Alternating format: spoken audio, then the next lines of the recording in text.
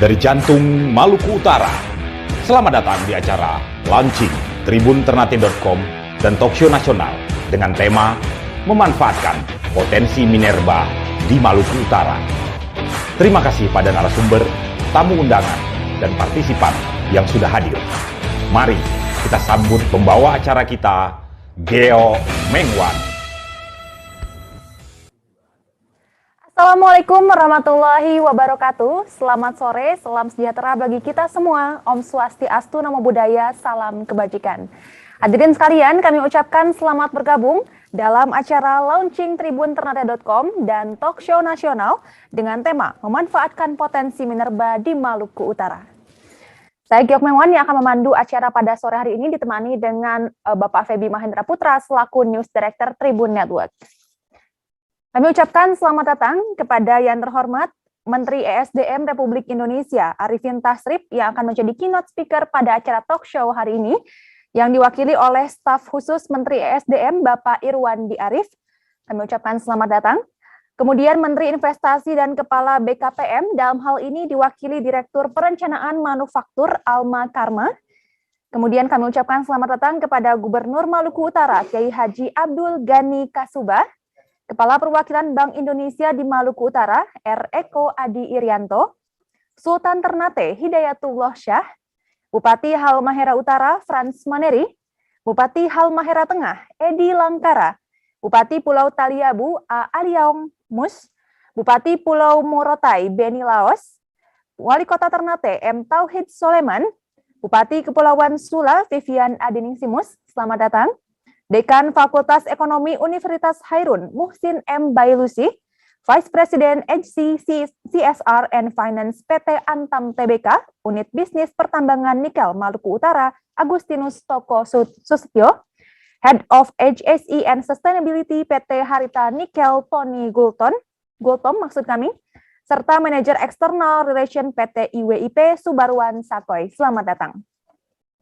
Hadirin telah hadir pula di antara kita semua, jajaran pimpinan Tribun Network, di antaranya yang terhormat CEO Tribun Network, Bapak Dahlan Dahi, News Director Tribun Network, Bapak Feby Mahendra Putra, Commercial Director Tribun Network, Bapak Hadrianus Ciptiantoro, serta Komisaris Tribun Network, Bapak Sentrianto. Selamat datang, Bapak.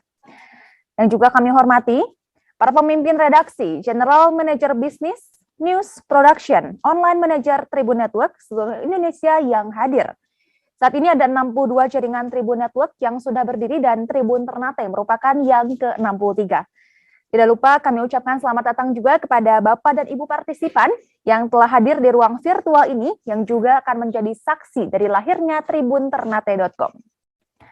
Hadirin sekalian, acara hari ini tidak akan terselenggara tanpa dukungan penuh dari para sponsor. Untuk itu kami mengucapkan terima kasih kepada PT Indonesia Weda Bay Industrial Park, DPD PDI Perjuangan Maluku Utara, Harita Nikel, PT PLN Persero UIW Maluku Utara dan Maluku, PT Antam Ternate, Kelas Malt, Sahid Bella Hotel, Imigrasi Kelas 1 TPI Ternate, Dua Sekawan Supermarket Ternate, Resto Kampung Planet Tobelo, KPU Kota Ternate, ASDP Ternate, JNE, PT Pelindo, Kantor Cabang BRI Ternate, dan Universitas Terbuka. Hadirin, acara ini disiarkan langsung atau live oleh jaringan Tribun Network seluruh Indonesia. Para hadirin bisa menyaksikan kembali siaran ulang di Facebook TribunTernate.com, Tribunnews.com, dan seluruh channel Facebook dan akun YouTube jaringan Tribun Network. Hadirin, sebelum kita mulai seluruh rangkaian acara, dengan segala hormat saya ingin mengajak para hadirin yang terhormat untuk menyanyikan lagu Indonesia Raya. Kami minta sikap sempurna sebagai bentuk penghormatan. Indonesia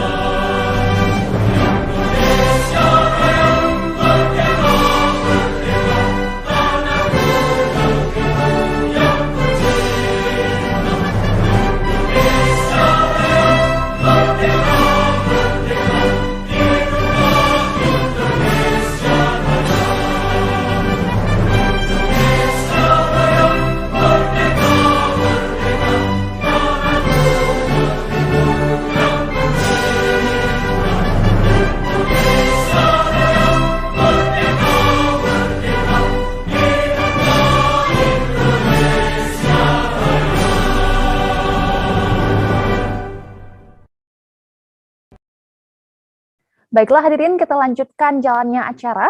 Selanjutnya kita akan menyaksikan live report atau laporan langsung dari awak redaksi tribunternate.com di dua lokasi penting di Ternate. Sudah ada rekan Yunita Kaunar yang akan melaporkan langsung dari Sayo Tidore. Selamat sore rekan Yunita, silakan dengan laporannya. Assalamualaikum warahmatullahi wabarakatuh. Hai Tribuner, saya Yunita Kaunar, jurnalis tribunternate.com. Saat ini saya berada di Pulau Tidore. Dan di tempat ini juga akan diselenggarakan Sail Tidore. Di belakang saya adalah monumen peringatan 5 abad pelayaran pelaut Spanyol Juan Sebastian Elcano ke Tidore tahun 1524 lalu. Tidore ini satu dari 4 pulau kesultanan tertua di gugus Kepulauan Maluku. Sekitar 170 hari lagi, di lokasi ini Presiden Joko Widodo akan membuka event wisata laut Sail Tidore November 2022. Informasi terakhir dijadwalkan sekitar 200 pelaut dari 27 negara akan memulai ekspedisi kapal layar dari pantai Sowasio ini. Sail Tidore adalah event wisata kapal layar internasional ketiga di Maluku Utara. Sejatinya Sail Tidore dijadwalkan awal September 2022 lalu. Karena pandemi COVID dan fokus event internasional Group of the 20 atau yang dikenal sebagai G20, Sail Tidore 2022 diundur hingga November 2022 ini. Untuk kesiapan panitia lokal, saat ini saya bersama Wakil Wali Kota Tidore Muhammad Sinin. Jadi kalau bicara kesiapan pemerintah Tidore, kita siap. Nah, cuma kalau siap dari sisi infrastruktur sampai 100%, dengan kemampuan keuangan pemerintah kota tidak akan cukup. Maka ini membutuhkan perhatian serius dari pemerintah pusat maupun pemerintah provinsi sebagai penyentangan pemerintah pusat untuk kesiapan Sail. Karena tinggal beberapa bulan Sail ini dilaksanakan. Jadi harapan saya sebagai wakil wali kota, ini pemerintah provinsi dan pemerintah pusat juga harus seriusi dan betul terkait dengan kesiapan masalah infrastruktur, karena terkait anggaran ini dengan APBD Tidore tidak akan cukup kalau Sail Tidore. Jadi pasti akan ada pembinaan lagi. Dan 2022 ini alhamdulillah dari provinsi juga ada, kemudian dari kota juga ada untuk siapa. Dan pasti Presiden hadir karena ini bukan cuma hanya pembesar dari Indonesia saja, tapi ada beberapa negara yang pasti akan sudah dipastikan hadir. Maka Presiden nanti akan kasih sambutan di Sail Tidore itu. Tidore adalah kota terbesar kedua setelah Ternate. Sekitar 111.000 warganya bermukim di 8 kecamatan, 40 kelurahan, dan 49 desa. Saya Yunita Kaunar, jurnalis tribunternate.com, melaporkan dari Pulau Tidore. Saya kembalikan ke rekan Geo Mengwan di studio. Baik, terima kasih rekan Yunita Kaunar atas laporannya. Selanjutnya kita akan bergeser ke lokasi tambang nikel di daerah Halmahera Tengah. Di sana sudah ada rekan Fijri Nurdin. Silakan rekan Fijri Nurdin. Assalamualaikum warahmatullahi wabarakatuh. Hai Tribuner, saya Fijri Nurdin, jurnalis tribunternate.com. Saat ini saya berada di Desa Durian, Pulau Halmahera, Provinsi Maluku Utara. Kami mau melakukan perjalanan di Desa Lelief, Kabupaten Halmahera Tengah, untuk melaporkan aktivitas pertambangan di salah satu perusahaan nikel. Namun di tengah perjalanan kami pun harus terhenti karena di Desa Lola, Kecamatan Oba, ada pemalangan jalan yang dilakukan oleh sopir angkut, sehingga kami pun tidak tembus ke Desa Lief. Kini saya berada di Kampung Durian, Pulau Halmahera, Maluku Utara. Seharusnya kami akan menuju Desa Lelief di Kabupaten Halmahera Tengah. Ini berjarak sekitar 100 km atau 3,5 perjalanan dari Desa Durian ini. Tapi karena warga masih memblokir jalan di Dusun Loleo, Desa Aketobololo, Kecamatan Obat Tengah, kami tak bisa ke Desa Lelief. Desa Lelief berada di timur atau 100 km atau 3,5 jam perjalanan darat dari Sufifi, ibu kota provinsi Maluku Utara. Tahun 2017 lalu, Desa Lelief masih sepi, penduduknya hanya sekitar 270 kakak saja. Namun, sejak 2019 lalu, penduduk bertambah sekitar 15,9 orang. Mereka adalah karyawan dan pekerja dari perusahaan tambang mineral nikel PT IWIP Indonesia Weda Bay Industrial Park atau IWIP. IWIP adalah satu dari 4 perusahaan tambang mineral resmi di Maluku Utara. Selain IWIP, ada PT Nusa Halmahera Mineral di Halmahera Utara, ada juga PT Harita Nickel Group di Halmahera Selatan, dan BUMN PT Aneka Tambang Antam di Halmahera Timur. Hai Tribuners, sekedar informasi, tahun 2021 lalu, Menti Koordinator Ekonomi Airlangga Hartarto menyebut deposit mineral terdiri atas nikel, kobalt, tembaga, uranium, batu bara, aluminium, bauksit, magnesit, pasir besi, emas, dan perak. Potensi nikel adalah baterai lithium, bahan baku energi masa depan dunia. Wilayah Kepulauan Maluku adalah penyumbang terbesar pertambangan nikel di Indonesia. Cadangan nikel sebesar 39% dan tembaga sebesar 92,48% dari total nasional. Saya Fidrin Nurdin melaporkan ke studio. Terima kasih rekan Fizli Nurdin atas laporannya langsung dari lokasi tambang nikel di daerah Halmahera Tengah. Hadirin sekalian, sebelum beranjak ke acara selanjutnya, marilah kita sama-sama saksikan video berikut ini.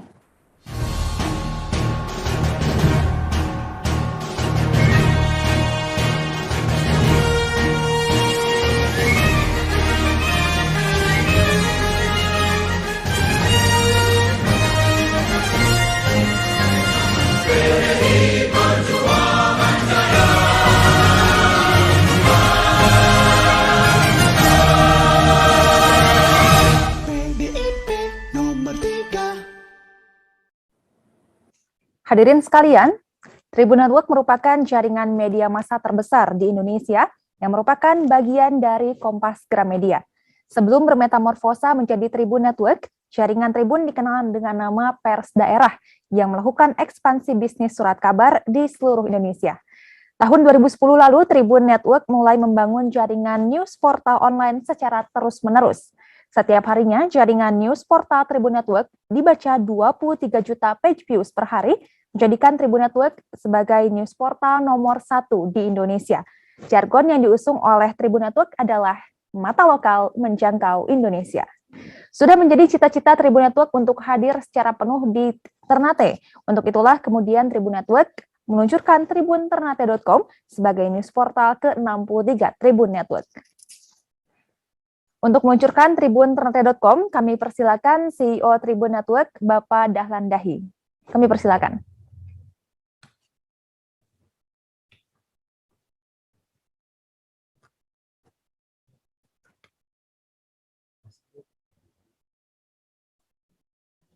Halo, ya, oke, baik.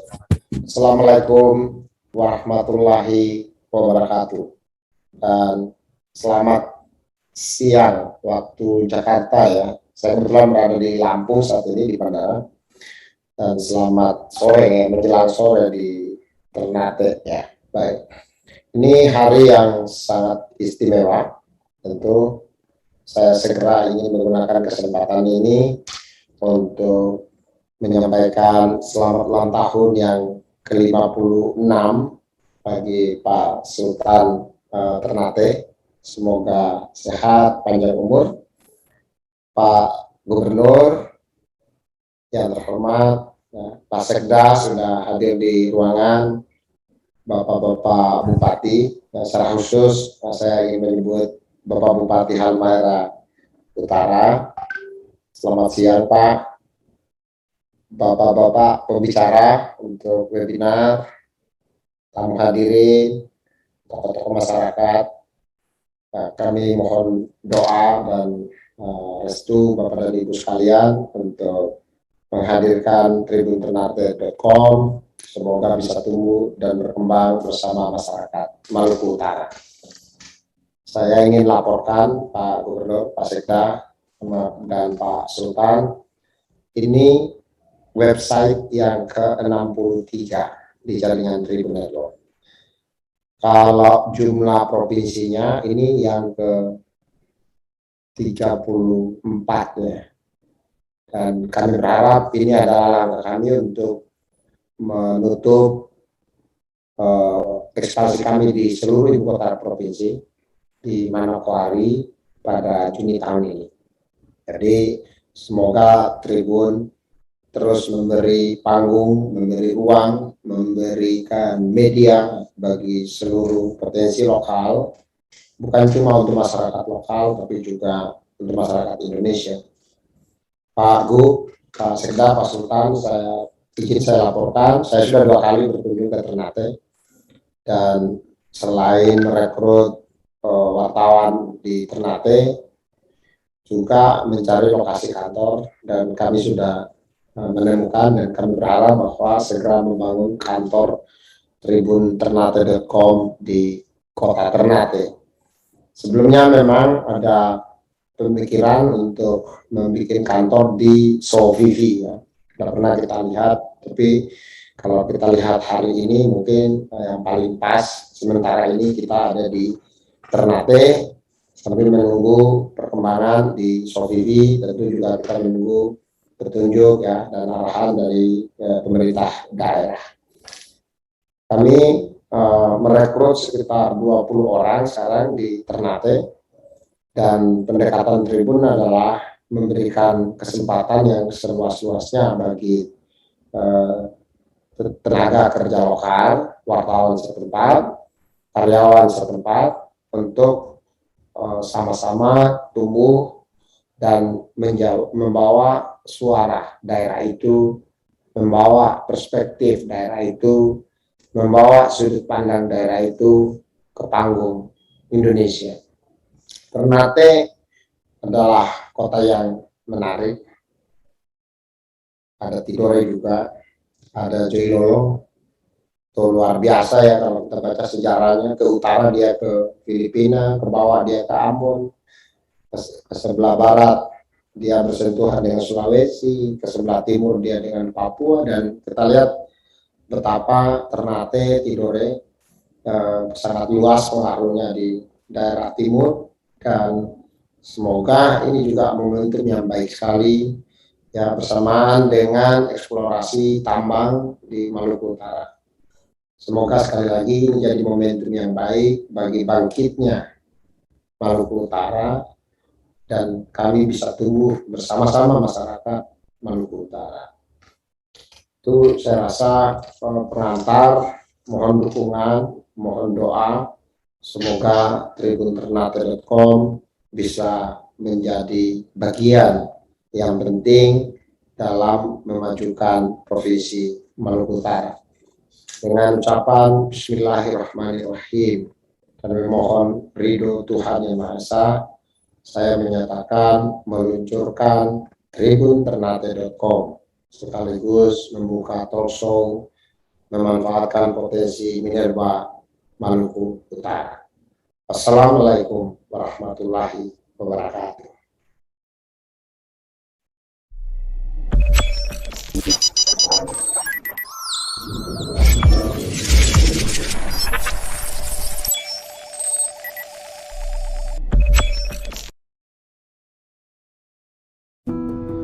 Maluku Utara tak cukup untuk ditulis dalam sebuah buku saja. Negeri rempah ini berhak diabadikan dalam ensiklopedi khusus. Provinsi kepulauan ini berada di ekor selatan Samudra Pasifik. Ini samudra terluas sekaligus paling teduh di dunia. Daratan 315 pulau berpenghuninya kokoh berpondasi batu vulkanik dan karang cadas. Kekayaan alamnya sedalam lautan, sesubur hutan, seluas tambang mineral, dan setinggi gunung-gunungnya. 9 jenis tuna kelas dunia membiak dan hidup gembira di perairan 805 gugus pulaunya. Di Maluku Utara inilah 35 suku dan 21 anak suku membaur dengan migran dari 4 benua: Arab, Asia, Eropa, dan Austronesia di timur Pasifik. Kabupaten dan kotanya 10 sahaja. Namun bahasanya ada 35 genre dengan lebih dari 100 dialek. Berkarakter urban pesisir, 1,3 juta penduduknya amat terbuka dan ramah. Sejarah Maluku Utara adalah ritus sekaligus benteng kolonialisme abad pertengahan di Nusantara. Di istana 4 kerajaan dan kesultanan, Moloku, Kiraha, Ternate, Tidore, Bacan, dan Jailolo adalah cagar peradaban besar dunia: Arab, Eropa, Cina, sekaligus Amerika. Dari 34 provinsi di Indonesia, hanya di Maluku Utara yang merangkum dokumen perjuangan melawan koloni dagang Portugis, Spanyol, Hindia Belanda, Jepang, dan terakhir Amerika dan sekutu Commonwealth-nya. Maluku Utara juga dikenal dengan negeri 1001 benteng. Disinilah benteng bukan untuk pertahanan militer saja, melainkan gudang cengkih, pala, kopra, dan aneka komoditas rempahnya. Di darat, bebatuan jadi aki dan biji karangnya jadi mutiara indah. Bentangan laut, darat, hutan gunung adalah sejatinya destinasi wisata. 1 dekade terakhir, bentang daratan Maluku Utara mulai dilirik investor tambang mineral. Pasir tanahnya mengandung emas, perak, tembaga, nikel, dan litium. Inilah magnet baru sekaligus tantangan baru pelestari lingkungan. Untuk itulah, TribunTernate.com hadir untuk mengangkat ensiklopedia alam manusia dan budaya Maluku Utara. TribunTernate.com ingin ikut andil dalam harapan dan kebanggaan rakyat, pemerintah, pelaku ekonomi, penganjur moral, dan pelestari alam Maluku Utara. TribunTernate.com, mata lokal menjangkau Indonesia.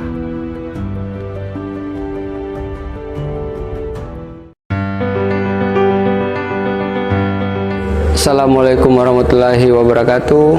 Saya Hidayatullah Syah, Sultan Ternate ke-49, mengucapkan selamat atas dilaunchingnya TribunTernate.com. Saya Dr. Andus Samsudin Abdul Kadir, Sekretaris Daerah Provinsi Maluku Utara, mengucapkan selamat atas dilaunchingnya TribunTernate.com. Saya Dr. Muhammad Tauhid Soleman, Wali Kota Ternate, menyampaikan selamat atas dilaunchingnya TribunTernate.com. Saya Frans Maneri, Bupati Halmahera Utara, dengan ini mengucapkan selamat atas launchingnya TribunTernate.com. Saya Wali Kota Tidore Kepulauan, Kapten Haji Ali Ibrahim MH, mengucapkan selamat atas diluncingnya TribunTernate.com. Saya Beni Laus, Bupati Pulau Morotai, dengan ini mengucapkan selamat atas dilaunchingnya TribunTernate.com. Semoga TribunTernate.com mampu menjembatani media informasi dari pemerintah ke rakyat dan juga dari rakyat ke rakyat, di mana berita yang disampaikan merupakan berita yang bisa menyejukkan hati masyarakat pada umumnya. Dapat memberikan pilihan lebih kepada masyarakat untuk bisa mengakses berita-berita terupdate dan terpercaya. Menjadi pilihan alternatif pencarian berita dan informasi yang terpercaya pada publik Maluku Utara dan Kota Ternate. Dapat memberikan pilihan yang menjadi media terpercaya bagi masyarakat Provinsi Maluku Utara dan terkhusus masyarakat Kabupaten Halmahera Utara. Menjadi media terpercaya di Maluku Utara. Dapat memberikan kontribusi bagi pembangunan di Provinsi Maluku Utara. Dan dan dapat menjadi media yang membawa berita yang terpercaya dan akutabel. Mata lokal menjangkau Indonesia.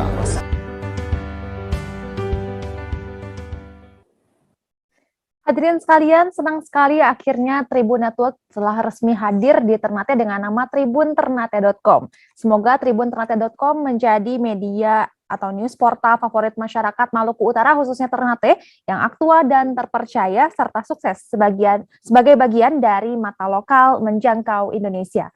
Selanjutnya kita akan menyimak bersama sambutan dari Ketua DPRD Maluku Utara, Bapak Kuntu Daud, mewakili masyarakat Maluku Utara. Kami persilakan. Assalamualaikum warahmatullahi wabarakatuh. Selamat siang, salam sejahtera untuk kita semua. Atas nama Wakil Rakyat di Maluku Utara, kami ucapkan selamat datang tribunternate.com di tanah Moluku Kiraha. Tribun Ternate kami harap bisa menjadi bagian dari membangun daerah kepulauan ini. Maluku Utara butuh media berakses nasional agar potensinya bisa diketahui seluruh rakyat Indonesia dan dunia. Seperti di daerah lain di Indonesia, Provinsi Maluku Utara memiliki kekayaan dan keindahan alam yang belum banyak diekspos di media. Maluku Utara memiliki 395 pulau di 10 kabupaten kota. Dari 395 pulau itu, 331 pulau yang belum berpenghuni. Potensi dan kekayaan alam ada di gunung, daratan, bawah tanah, dan bawah laut. Ikan di Maluku Utara menyebar di sekeliling pulau. Anda ke laut, ikan yang mendatangkan Anda. Kalau di Jakarta, tuna sepotong harganya 1 juta rupiah. Di Maluku Utara, Anda bisa makan tuna sama nasi cukup 35.000. Saya harap Tribun Ternate bisa sampaikan ini ke dunia. Kami juga berharap Tribun memberikan budaya, adat, istiadat, dan keramahan. 1,3 juta penduduk Maluku Utara sebagai media dan instrumen demokrasi. Kami berharap wartawan Tribun Ternate ambil bagian dalam iklim demokrasi yang adil, independen, dan terpercaya. Selamat. Baiklah hadirin sekalian, selanjutnya kita akan sama-sama memanjatkan doa yang akan dipimpin oleh Ketua MUI Kota Ternate, Bapak Haji Usman Muhammad. Kepadanya kami persilakan. Bismillahirrahmanirrahim. Assalamualaikum warahmatullahi wabarakatuh. Alhamdulillahirabbil alamin. Wa bihi nasta'inu ala umuri din waddin. Wassalatu wassalamu ala asrafil anbiya wal mursalin wa ala alihi washabihi ajmain, amma ba'du. Saudara-saudara sekalian yang insyaallah dirahmati dan diberkahi oleh Allah Subhanahu wa taala. Alhamdulillah pada saat ini telah hadir di Maluku Utara umumnya dan Kota Ternate khususnya suatu media online tribunternate.com. Semoga dengan kehadiran tribunternate.com ini akan memberikan nuansa baru kepada kita semua. Insya Allah mereka akan memberikan berbagai macam informasi yang akurat, yang bisa dilihat, didengar, dibaca oleh masyarakat, sehingga berbagai macam informasi itu bisa dicerna untuk dijadikan referensi dalam menghadapi hidup dan kehidupan ini. Kita berharap kepada seluruh jajaran, baik pemerintah, masyarakat, bisa memberikan dukungan yang positif kepada Ternate.com ini, tribunternate.com ini, sehingga mereka betul-betul bekerja dengan baik. Begitu juga kepada seluruh stakeholder, khususnya di lingkungan Ternate.com ini atau tribunternate.com ini. Mereka bekerja dengan secara profesional, menyajikan berbagai macam informasi yang akurat, yang bisa dicerna oleh masyarakat. Sebagai akhir daripada semua ini, saya selaku Ketua Majelis Ulama Indonesia Kota Ternate memohon doa kepada Allah Subhanahu wa taala. Semoga Allah Subhanahu wa taala memberikan kekuatan lahir batin kepada seluruh jajaran yang terlibat baik secara langsung maupun tidak langsung di dalam tribunternate.com ini, nah sehingga dapat berjalan melaksanakan tugasnya dengan baik. Insya Allah akan memberikan manfaat kepada seluruh masyarakat Kota Ternate khususnya dan Maluku Utara pada umumnya. Semoga Allah Subhanahu wa taala memberkati kita semua dan segala macam usaha kita sebagai ladang pengabdian kita kepada masyarakat, bangsa dan negara ini lewat media. Bismillahirrahmanirrahim. Alhamdulillahirabbil alamin. Allahumma salli wa sallim ala sayyidina Muhammad ya karim amin rabbil alamin. Allahumma inna nas'aluka ridhaka wal jannata wa na'udzubika min sahtika wan nar. Allahumma inna nas'aluka mujibati rahmatik wa azaima maghfiratik wassalamata min kulli ithmin wal ganimata min kulli birrin wal fawja bil jannati wan najata minan nar. Allahumma ja'al jam'ana hadza jam'an marhuman wa tafarruqana min ba'di tafarruqan ma'suman. Rabbana atina fid dunya hasanah wa fil akhirati hasanah wa qina adzabannar. Subhana rabbika rabbil izzati amma yasifun wa salamun alal mursalin walhamdulillahi rabbil alamin.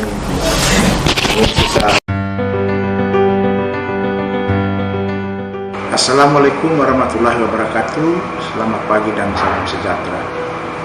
Saya James Uang, SPD MM, Bupati Kabupaten Halmahera Barat, mengucapkan selamat atas diluncurnya tribunternate.com.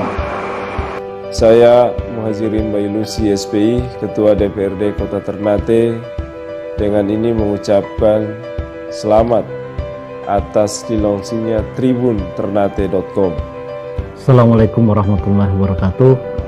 Saya Dr. Emrida Ajam M.Hum, Rektor Universitas Hairun Ternate, mengucapkan selamat atas dilaunchingnya tribunternate.com. Assalamualaikum warahmatullahi wabarakatuh. Saya Muksin Amrit, Ketua Bawaslu Provinsi Maluku Utara, mengucapkan selamat atas dilaunchingnya tribunternate.com. Semoga menjadi media yang terpercaya dan bisa mencerahkan bagi masyarakat Maluku Utara. Menjadi pilihan bacaan yang berguna untuk masyarakat Maluku Utara. Diharapkan publik Maluku Utara dan Indonesia pada umumnya memiliki pilihan bacaan yang berkualitas dan informasi yang lebih beragam. Menjadi kasana baru bagi pewarta di Provinsi Maluku Utara. Mata lokal jangkau Indonesia.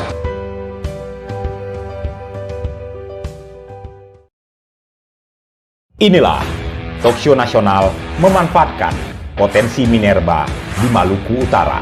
Keynote speaker kita hari ini, Menteri Energi Sumber Daya Mineral Arifin Tasrif, diwakilkan oleh staf khusus Menteri ESDM.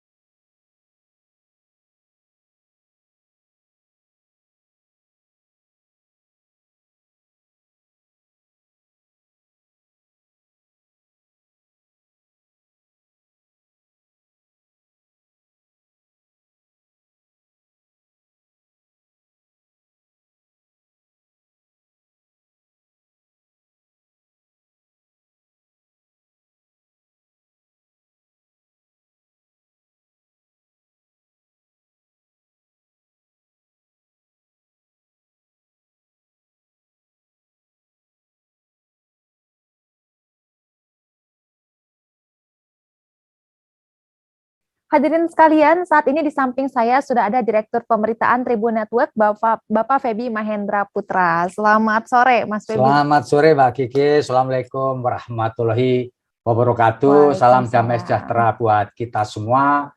Om Swastiastu, Namo Buddhaya, dan salam kebajikan bagi semua hadirin dan para peserta talkshow serta launching yang hadir pada kesempatan sore dan siang hari ini. Saya ucapkan terima kasih, Mbak Kiki. Baik, nampak bersemangat sekali nih Pak Feby untuk menjadi moderator di acara karena talk kita show. sudah lega ini, Mbak Kiki, bahwa kita sudah meluncurkan tribunternate.com, portal news portal yang ke-63 dari Tribun Network dan berada di provinsi yang ke-33. Kita masih punya satu lagi, yaitu di Papua Barat. Nanti kan setelah Lebaran nanti pasti dahsyat. Mantap. Ya. Oke, jadi untuk sementara saya akan menyerahkan panggung ini seluas-luasnya kepada News Director Tribun Network, Bapak Feby Mahendra Putra. Namun sebelumnya kami mengajak hadirin sekalian untuk berfoto bersama. Jadi kami mengimbau untuk para hadirin untuk membuka atau mengaktifkan kameranya serta menyiapkan senyum terbaiknya nih untuk kita foto bersama. Izinkan saya untuk memandu foto bersama ini dengan hitungan 3 hingga 1. Apakah sudah dibuka semuanya kameranya? Mohon diaktifkan bagi yang belum mengaktifkan kameranya. Ya, sudah. Oke, sudah semua? Sudah semua? Ya. Oke, operator sudah siap. Kita hitung dari 3 ya. 3, 2, 1. Oke. Baik, selanjutnya mungkin dipandu Mas Di Feby. layar kedua saya akan hitung mundur. Ya, nah tuh, kalau tolong yang belum dibuka ini bersejarah ini luar biasa. Kita foto bersama dengan narasumber dan CEO Tribun Network Bapak Dahlan Dahi. Ya, ini kesempatan langka sekali lagi. Saya hitung mundur 5, 4, 3, 2, 1. Satu kali lagi nih, Mbak Kiki ya. Oke, ada satu slide lagi. Biar kita semua kena nih. Oke, siap. 1, 3, 4, 5. Oh. Kok nggak ada duanya? Ya, memang saya sengaja karena MC kita Mbak Kiki ini memang tiada dua. Ya, aduh bisa aja nih Mas Feby ini. Biasa. Ini udah selesai, udah nggak ada slide selanjutnya? Ya, nah sebelum melanjutkan acara ini, kita akan saksikan terlebih dulu tayangan berikut ini. Silakan.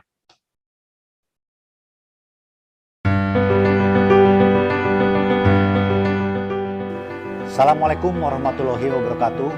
Salam sejahtera untuk kita semua. Shalom, Om Swastiastu. Saya Brigjen TNI Novi Rubadi Sugito dan Rem 152 Babulah mengucapkan selamat atas launchingnya tribunternate.com. Saya Kolonel Laut Ashari Sunan Abidin selaku Komandan Lanal Ternate mengucapkan selamat atas launchingnya tribunternate.com. Saya Daniel Kanar, SMH, Kepala Kejaksaan Maluku Utara, mengucapkan selamat atas launchingnya Tribun Ternate. Saya AKBP Andi Purnomo Sigit, SHSIKMM, Kapolres Ternate, mengucapkan selamat atas launchingnya tribunternate.com. Saya Muhammad Arafa, Kepala Kantor Pencarian dan Pertolongan Basarnas Maluku Utara, mengucapkan selamat atas diluncurnya tribunternate.com.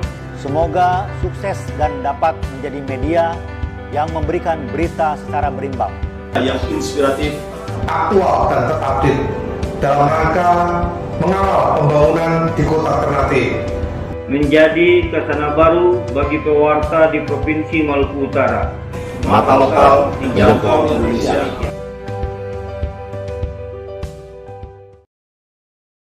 Baiklah Bapak Ibu Saudara-saudara sekalian, kita telah sampai di acara talkshow pada kesempatan sore hari ini. Namun sebelum talkshow, saya akan menyampaikan sejumlah pantun ini.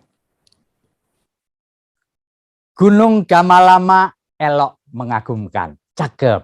Pantai-pantai di Maluku Utara indah tiada cara, cakep. Tribunnews.com baru saja diluncurkan. Semoga jadi kebanggaan warga Maluku Utara. Jangan biarkan pohon mangga penuh benalu, cakep. Benalu bikin pohon-pohon jadi rusak. Kita semua berdoa pandemi segera berlalu, wisata di Maluku Utara kembali semarak. Cakep, ya. Ada Pulau Ternate, Tidore, dan Halmahera. Cakep. Penghasil rempah-rempah yang membanggakan. Cakep. Tuhan karuniakan kekayaan alam Maluku Utara. Biarkan semua rakyat dapat merasakannya. Terima kasih.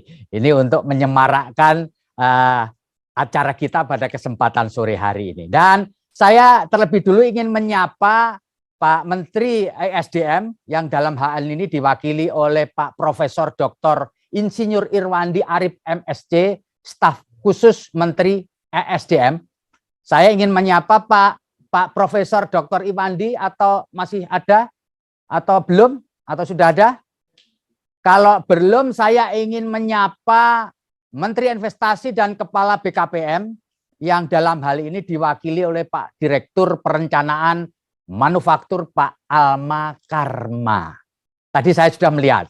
Assalamualaikum Pak Alma. Waalaikumsalam Pak. Nah, terima kasih Pak Alma sudah hadir bersama-sama dengan kita. Pak Alma bisa cerita dong kepada kita semua, karena kan tadi di story kita sudah kita sampaikan bahwa di Maluku Utara ini terdapat cadangan minerba yang luar biasa, ya, terutama ini Pak, bahan baku untuk baterai, yaitu nikel. Pak, bisa disampaikan kepada kita semua apakah para investor itu sebenarnya tertarik Pak untuk mengelola bahan-bahan mineral ini atau minerba ini menjadi barang yang nanti akan menjadi energi di masa depan, entah itu baterai, entah atau apapun yang barangkali bisa disampaikan oleh Pak Alma Karma dalam kesempatan kali ini. Silakan Pak Alma. Terima kasih Pak Pebi. Pertama-tama saya mengucapkan terima kasih kesempatan ini. Assalamualaikum warahmatullahi wabarakatuh.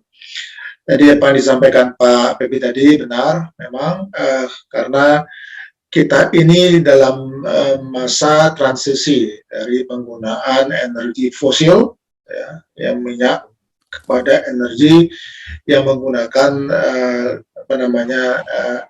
listrik, ya, baterai, ya, terutama untuk kendaraan bermotor. Jadi boleh saya sampaikan, kemarin saja kita sudah diskusi masalah bagaimana kita mengembangkan industri otomotif EV, mobil listrik, ya, dan kemudian baterai, dan ini sangat terkait langsung dengan kesiapan kita juga menyediakan juga dari bahan bakunya. Karena 30% dari mobil EV itu, ya, electric vehicle itu adalah baterai. Jadi mungkin berbeda dengan kendaraan combustion atau mobil penggerak bensin, ya. Ya, kalau EV ini kita menggunakan baterai sebagai sumber dari energinya. Nah, di sini kita melihat bahwa baterai itu adalah menggunakan nikel sebagai bahan dasar pembuat komposisi di dalamnya. Dan kita penghasil nikel terbesar di dunia. Nah, dari catatan saya di sini bahwa kita mempunyai kandungan cadangan nikel yang luar biasa, ya. Kalau nggak salah, mungkin tolong dikoreksi, ya. Kita mempunyai cadangan nikel sekitar 4, miliar ton atau setara 72 juta ton logam nikel, seperti itu, ya. Dan ini setara dengan 52% dari total cadangan nikel dunia, ya. Ya, itu sekitar 139,42 juta ton logam nikel. Nah, dalam hal ini, ya, Provinsi Maluku Utara sendiri itu menyumbang 30% cadangan nikel nasional. Jadi kalau kita lihat di sini, Maluku Utara mempunyai posisi yang sangat penting sekali ke depan nih, ya, sebagai sumber untuk pemasok bahan baku nikel dalam proses pembuatan baterai untuk electric vehicle. Demikian Pak Pebi. Baik, Pak Alma, bisa dijelaskan apakah Pak Alma di antara ini ada investor yang tertarik Pak untuk menanamkan investasi begitu di wilayah Maluku Utara, Pak? sehingga kemudian bahan-bahan minerba ini tidak keluar dalam bentuk mentah tapi sudah menjadi barang setengah jadi atau jadi yang punya added value gitu Pak Alma. Gimana Pak? Ya, sebenarnya kalau dilihat dari investor sudah banyak ya, mungkin yang sudah ada saat ini yang tadi sudah disampaikan, ya, dan juga nanti ada investor yang akan membuat baterainya Pak. Itu kemarin sudah ada investor dari Korea, dari mana-mana, dan ini juga akan berkembang dengan situasi terakhir seperti saat ini ya, di mana nanti akan dibangun industri-industri baterai di Indonesia yang tidak saja hanya mensuplai kebutuhan baterai untuk kebutuhan lokal, tapi juga diekspor. Dan ini pelaku bisnis melihat Indonesia sebagai sumber dari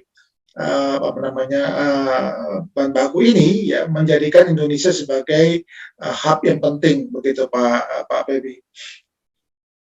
Baik Pak Alma, kalau dilihat dari angka-angka PMA dan PMDN yang masuk ke wilayah Maluku Utara kan dibandingkan dengan investasi tingkat nasional itu apakah termasuk kecil, menengah atau besar Pak Alma? Mungkin saya sedikit gambaran di sini Pak. Ya. Jadi kalau kita lihat di sini selama 5 tahun yang terakhir ya, dari tahun 2016 sampai 2021, itu Provinsi Maluku Utara itu sangat penting berperan dalam realisasi penanaman modal nasional, ya. Khususnya penanaman modal asing. Di sini di mana Provinsi Maluku Utara menduduki peringkat 8 untuk PMA-nya Pak. Ya. Ini akan memberikan kontribusi sekitar 7,3 miliar US dollar atau sekitar 4% dari total realisasi investasi PMA nasional. Sementara untuk PMDN-nya Pak, PMDN memang realisasi investasi di Provinsi Maluku Utara ini baru mencapai 7,4 triliun atau 0,4% dari total investasi PMDN nasional ya. Mungkin next slide ya. Selanjutnya, ini kalau kita lihat Pak ya, berdasarkan sektor, kita bisa lihat di sini bahwa sebagian besar investasi di Provinsi Maluku Utara ini, baik PMA maupun PMDN, sangat didominasi ya sektor industri logam dasar, barang logam, dan bukan mesin ya peratannya. Hal ini menunjukkan bahwa perkembangan investasi di Provinsi Maluku Utara pada tahun depan ya terakhir ini sangat didorong oleh industri-industri yang terkait dengan hulu dan hilir, pertambangan mineral dan batu bara. Ini Pak. Oke. Jadi Pak Alma, jadi sebagian memang kalau kita bisa melihat investasi asing lebih besar ya Pak urutannya ini, tapi kalau PMDN-nya malah di bawah ya Pak. Apa Pak ini kira-kira yang menjadi faktor sehingga penanaman modal asing jumlahnya lebih banyak daripada penanaman modal dalam negeri di wilayah Maluku Utara Pak? Sebenarnya bukan keduanya Pak, karena nilai investasi lebih besar ya, karena di PM tadi ini ada proyek yang cukup besar ya, bagaimana melakukan penggalian mineral kemudian memproses menjadi bahan baku ya, jadi tentu dan ini menjadi yang sangat penting saat ini ya, sehingga investasi itu sangat cepat menduduki ranking yang tertinggi. Dan kita harapkan Pak, ini untuk industrinya juga melibatkan banyak pelaku bisnis dari dalam negeri sendiri ya, sehingga nilai PMDN juga akan lebih banyak di sana. Dan juga kita berharap dari kegiatan industri atau kegiatan usaha lain ya yang bisa dikembangkan dari Maluku Utara ini. Tadi sudah saya lihat juga bahwa Maluku Utara ini menghasilkan banyak sumber daya alam dari laut ya, yang kita kembangkan ke depan, dan juga banyak sekali tanaman yang bisa kita kembangkan. Jadi ini sebenarnya banyak sekali bisa kita kita kembangkan untuk menaikkan kemampuan masyarakat atau kemampuan dari PMDN kita, sehingga kita menjadi tuan di rumah sendiri gitu Pak. Terima kasih. Baik, terima kasih Pak Alma, luar biasa penjelasannya bahwa kita di potensi di sana luar biasa, dan saya terima kasih atas penjelasannya, dan semoga nanti kira-kira bahan-bahan minerba yang ada di Maluku Utara bisa dipakai untuk sebesar-besarnya kemakmuran buat warga sekitar. Dan sudah hadir bersama kita, ya, sudah hadir bersama kita mewakili Pak Menteri ESDM. Terima kasih pada Profesor Dr. Insinyur Irwandi Arif, MSc. Pak Irwandi, selamat sore. Apakah sudah bergabung bersama kita, Pak Irwandi Arif? Betul, Pak. Terima kasih. Assalamualaikum. Waalaikumsalam. Luar biasa, Pak Irwandi Arif sudah menyempatkan waktu bersama kami. Tadi Pak Alma sudah menjelaskan bagaimana masuknya investasi di wilayah Maluku Utara, dan sebagian besar tadi menyangkut minerba. Pak Arif sebagai staf khusus Pak Menteri SDM bisa menjelaskan nggak sekarang posisi dan bagaimana peran dari pemerintah pusat, terutama Kementerian ESDM, dalam mengontrol eksploitasi dan eksplorasi dari barang-barang minerba yang ada di wilayah Maluku Utara, terutama nikel, Pak, karena kandungannya kan yang paling besar dibandingkan dengan minerba yang lain. Silakan, Pak, Profesor Dr. Irwandi Arif. Ini belum bagian dari presentasi ya, Pak ya? Sudah, Pak, sudah. Silakan. Saya punya bahan untuk itu, Pak. Ya, monggo, Pak. Silakan kalau memang mau di-share. Iya. Mohon izin untuk share screen, Pak. Ya, mohon izin panitia untuk Pak Profesor Dr. Irwandi untuk share screen. Sudahkah? Mas Niko, bisa dibantu? Mas Niko, tolong bisa dibantu Pak Irwandi menjadi co-host, Mas Niko. Sudah? Pak Irwandi sudah bisa, Pak? Ya, Pak. Sudah ya? Ya, terima kasih, Pak. Monggo silakan.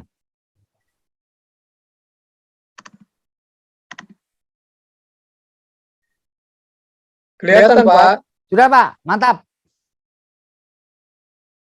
Baik, pertama-tama saya mengucapkan Assalamualaikum warahmatullahi wabarakatuh. Waalaikumsalam. Selamat sore, salam sejahtera untuk kita semua. Permohonan maaf dari Bapak Menteri SDM karena sedang bertugas di luar, maka beliau menugaskan saya untuk bisa menyampaikan bahan ini atas permintaan Tribun Network. Bapak dan Ibu sekalian yang saya hormati, para narasumber, para pimpinan daerah, dan para peserta yang saya hormati. Izinkan saya menampilkan ini sebelum menjawab pertanyaan yang tadi disampaikan. Ya, jadi di sini saya lihat ada yang terhormat ini Menteri Perindustrian atau yang mewakili Gubernur Provinsi Maluku Utara, Direktur Berita Tribun Network, Sultan Ternate, Bupati Halmahera Utara, Bupati Halmahera Tengah, Bupati Halmahera Timur, Bupati Halmahera Selatan, Bupati Pulau Taliabu, dan Bupati Pulau Morotai, Wali Kota Ternate dan Wali Kota Tidore, Dekan Fakultas Ekonomi Karun Muhsin Baylusi, Presiden Direktur PT Nusa Mahera Mineral, dan para hadirin undangan yang berbahagia. Puji syukur kita panjatkan kepada Tuhan Yang Maha Esa karena atas berkat dan karunia-Nya pada hari ini kita masih diberi kesehatan untuk dapat mengikuti acara talk show yang diselenggarakan oleh media Tribun Network dengan tema Potensi SDM dan Pertumbuhan Ekonomi di Maluku Utara. Ini kira-kira Pak yang akan disampaikan potensinya hilirisasi mineral untuk mendukung perekonomian, pertumbuhan ekonomi, kemudian kepatuhan lingkungan, ya Pak. Yang pertama, jadi kalau kita lihat ini, Provinsi Maluku Utara dikaruniai potensi sumber daya sektor SDM yang besar, terutama potensi mineral nikel yang saat ini menjadi komoditas yang diperhitungkan untuk pembangunan industri kendaraan listrik berbasis baterai. Ya. Komoditas mineral logam yang paling banyak ditemukan di Provinsi Maluku Utara adalah logam nikel dengan potensi sumber daya logam nikel mencapai 38 juta ton atau sebesar 22,4% dari jumlah sumber daya logam nikel nasional, dan cadangan logam nikel mencapai 16 juta ton, yang kira-kira persentasenya hampir sama 22,2% dari jumlah cadangan logam nikel nasional. Beberapa komoditas mineral penting lainnya yang banyak ditemukan di Provinsi Maluku Utara seperti besi laterit, pasir besi, besi primer, kobalt, mangan, tembaga, perak, dan emas primer. Ya, seperti yang kita lihat di tabel ini. Sementara ketersediaan batu bara di Provinsi Maluku Utara saat ini masih sebatas potensi atau sumber daya.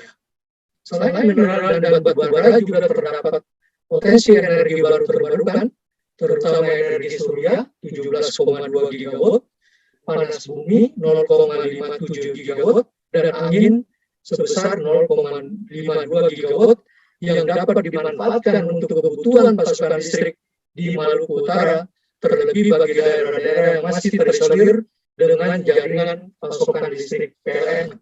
Ya.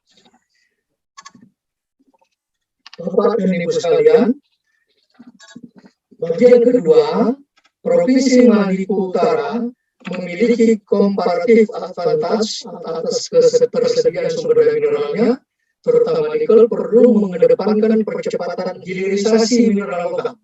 Hal ini juga sesuai dengan arahan Bapak Presiden pada sambutan terhadap 100 ekonomi Indonesia tahun lalu yang menyebutkan bahwa kedepannya strategi ekonomi dan bisnis negara mencakup 3 hal, yaitu hilirisasi industri, digitalisasi usaha mikro, kecil, dan menengah (UMKM), serta ekonomi hijau. Kebijakan hilirisasi atau peningkatan nilai tambah mineral di dalam negeri merupakan amanat Undang-Undang Nomor 3 Tahun 2020 tentang pertambangan mineral dan batu bara, yaitu pada pasal 102 dan pasal 103. Beberapa hal yang menjadi faktor perlunya transformasi ekonomi pada kegiatan pertambangan melalui hilirisasi, antara lain eksploitasi mineral dan batu bara dengan manfaat ekonomi yang belum optimal, ketergantungan impor bahan baku industri dan energi, dan tingginya ketergantungan ekonomi lokal terhadap aktivitas pertambangan, sehingga menyebabkan cadangan akan menjadi lebih cepat terkuras. Dengan adanya hilirisasi, dampak ekonomi dapat ditimbulkan termasuk bagi masyarakat sekitar, antara lain meningkatkan produk domestik bruto dan PDB dari pengelolaan SDA, sumber daya alam, kemampuan untuk menyediakan bahan baku industri hilir, meningkatkan serapan tenaga kerja, meningkatkan nilai ekspor, dan meningkatkan penyediaan energi. Bapak dan Ibu sekalian, total realisasi pembangunan fasilitas pemurnian mineral di dalam negeri sampai dengan akhir tahun 2021 sebanyak 21 smelter, atau terdapat 2 smelter tambahan dari realisasi 2020, di mana satu lokasinya berada di Maluku Utara, yaitu smelter nikel PT Halmahera Persada Legend yang memproduksi mixed hydroxide precipitate atau MHP untuk bahan baku prekursor baterai kendaraan listrik. Jadi kalau kita lihat di sini ada target di dalam tahun 2022, ada target 7 smelter, yaitu PT Aneka Tambang yang merupakan kelanjutan pada tahun lalu, dan sekarang ini tinggal menunggu listrik. Ya, kemudian PT Alkemis Metal Industri yang sudah 66,7%, dua-duanya berada di Maluku Utara. Nah, Bapak dan Ibu sekalian, di slide ini berdasarkan data ketersediaan cadangan mineral nasional, asumsi proyeksi pembangunan 10 tahun ke depan, kapasitas smelter nikel dan tembaga saat ini bisa dikatakan sudah mencukupi sehubungan dengan jumlah cadangannya yang terbatas. Oleh karena itu, dalam rangka mendukung peningkatan nilai tambah mineral, diperlukan pengembangan industri hilir dari hasil pengolahan smelter nikel dan tembaga di dalam negeri agar produk pemurnian dapat terserap secara maksimal. untuk komoditas selain tembaga dan nikel masih dapat menambah pembangunan fasilitas pemurnian karena usia cadangannya yang masih cukup panjang. Ya. Selain itu diperlukan pengembangan industri hilir dan pengelolaan logam tanah jarang serta sisa hasil pengolahan biji mineral untuk meningkatkan nilai tambah komoditas tambang untuk kepentingan strategik nasional. Bapak dan Ibu sekalian, kita ke bagian ketiga yang merupakan bagian akhir dari presentasi kami. Jadi kalau kita lihat peta persebaran perizinan tambang yang berada di Provinsi Maluku Utara, sebagian besar terkonsentrasi di Kabupaten Halmahera Tengah, Kabupaten Halmahera Barat, Kabupaten Kepulauan Sula, Kabupaten Taliabu, dan sebagian kecil di kabupaten lainnya, terkecuali di Kabupaten Halmahera Selatan. Saat ini, jumlah pemegang izin usaha pertambangan di Provinsi Maluku Utara sebanyak 109. 104 diantaranya berstatus PMDN, penanaman modal dalam negeri, dan 5 diantaranya berstatus PMA, penanaman modal asing. Sementara itu terdapat 2 izin kontrak karya yang tercatat di pemerintah pusat. Dalam rangka menjaga keberlanjutan lingkungan hidup akibat adanya aktivitas penambangan, pemerintah melalui kegiatan pembinaan dan pengawasan senantiasa melakukan penataan pemenuhan kewajiban reklamasi dan pasca tambang oleh badan usaha atau pemegang izin. Dari 104 pemegang IUP PMDN di Provinsi Maluku Utara, status pemenuhan kewajiban pelaksanaan reklamasi adalah sebagai berikut. Tahap 1, 50 IUP PMDN sudah melakukan pengisian data pelaksanaan reklamasi. Tahap 2, dari 42 IUP PMDN terdapat sejumlah 7 IUP yang belum mengisi data kewajiban pelaksanaan reklamasi. Nah, mudah-mudahan ini bisa cepat masuk, sehingga dari jumlah yang taat ini kita lihat cukup lumayan jumlahnya. Tahap ketiga, belum ada IUP PMDN yang mengisi data pelaksanaan reklamasi. Ini juga perlu bantuan dari pemerintah daerah. Ya, karena reklamasi ini sangat menentukan mengenai terutama emisi gas CO2 dan juga penghijauan di daerah Maluku Utara. Selanjutnya, bagi badan usaha yang belum mengisi pelaksanaan kewajiban reklamasi, pemerintah tentunya akan memberikan sanksi. Kemudian administratif tentunya terlebih dahulu, sesuai dan kemudian berlanjut sampai kepada pencabutan izin sesuai dengan ketentuan peraturan perundang-undangan yang berlaku. Bapak Ibu hadirin sekalian yang saya hormati, keunggulan komparatif keberadaan sumber daya alam yang melimpah di Provinsi Maluku Utara, terutama potensi mineral nikelnya, hendaknya dapat dimanfaatkan sebaik-baiknya dengan mengedepankan prinsip pertambangan yang berwawasan lingkungan. Selain itu, diperlukan dukungan dari berbagai pihak untuk mempercepat hilirisasi mineral yang pada akhirnya akan memberikan dampak terhadap pertumbuhan ekonomi di Provinsi Maluku Utara. Demikian sambutan yang dapat kami sampaikan dan semoga bermanfaat. Terima kasih. Wassalamualaikum warahmatullahi wabarakatuh. Menteri Energi dan Sumber Daya Mineral Arifin Tasrif. Terima kasih Pak Moderator, saya kembalikan kepada Bapak. Iya, terima kasih Pak Irwandi. Jadi kalau saya simak tadi bahwa di Maluku Utara terkait dengan hilirisasi dari nikel ini masih ada 2 di tahun 2022 nih ya. Ada 2 target untuk pembangunan smelter ya Pak ya, betul ya? Betul Pak, betul. Dan Pak ini kalau dipantau sampai sekarang Pak, progresnya bagaimana Pak? Pembangunan smelter di 2 smelter di wilayah Maluku Utara. 2 itu Pak, aneka tambang sudah 99,3%. Siap. Ya, itu tinggal listrik aja sudah tanda tangan yang memorandum understanding. Ya. Dengan PLN baru-baru ini setelah kunjungan kami ke sana. Ya. Untuk mendorong dan kehadiran Pak Bupati juga ada pada saat itu. Dan kemudian PT Alkemis Metal Industri progresnya itu sebesar 60 sekitar 67%, Pak. 67%, Pak ya? Iya. Jadi targetnya ini kemungkinan besar pasti kena ya Pak, karena di tahun 2002 ini kan baru bulan yang ketiga ya Pak Irwandi ya. Amin, Pak. Amin. Iya, luar biasa. Terima kasih Pak Irwandi, kami berharap Bapak bisa bertahan sebentar di ruang virtual ini, barangkali nanti ada dialog dengan sejumlah kepala daerah yang hadir di dalam acara kami ini. Dan selanjutnya kami menyapa Pak Gubernur Maluku Utara, Pak Kiai Haji Abdul Ghani Kesuba, yang dalam hal ini diwakili oleh Pak Sekda Prof Maluku Utara, Pak Dr. Andes Samsudin Akadir. Tadi saya melihat Pak, beliau sudah hadir. Assalamualaikum Pak Samsudin Akadir. Waalaikumsalam warahmatullahi wabarakatuh. Iya, terima kasih sekali Pak Samsudin sudah hadir di forum kita. Tadi sempat disinggung oleh Pak Irwandi mengenai pembangunan smelter di wilayah Maluku Utara. Selain itu juga ada yang namanya reklamasi yang perlu mendapatkan support dari pemerintah daerah, termasuk tentu saja pemerintah Provinsi Maluku Utara. Mungkin Pak Irwandi bisa Pak Samsudin bisa menjelaskan kepada kita semua apa saja manfaat yang sudah diperoleh dari sumber daya kekayaan alam terutama minerba di Maluku Utara ini, dan apa peran kira-kira pemerintah Provinsi Maluku Utara di dalam ikut mengawasi, ikut mengontrol atau apapun untuk kemaslahatan warga setempat, Pak. Silakan, Pak. Ya, baik, terima kasih. Assalamualaikum warahmatullahi wabarakatuh. Waalaikumsalam.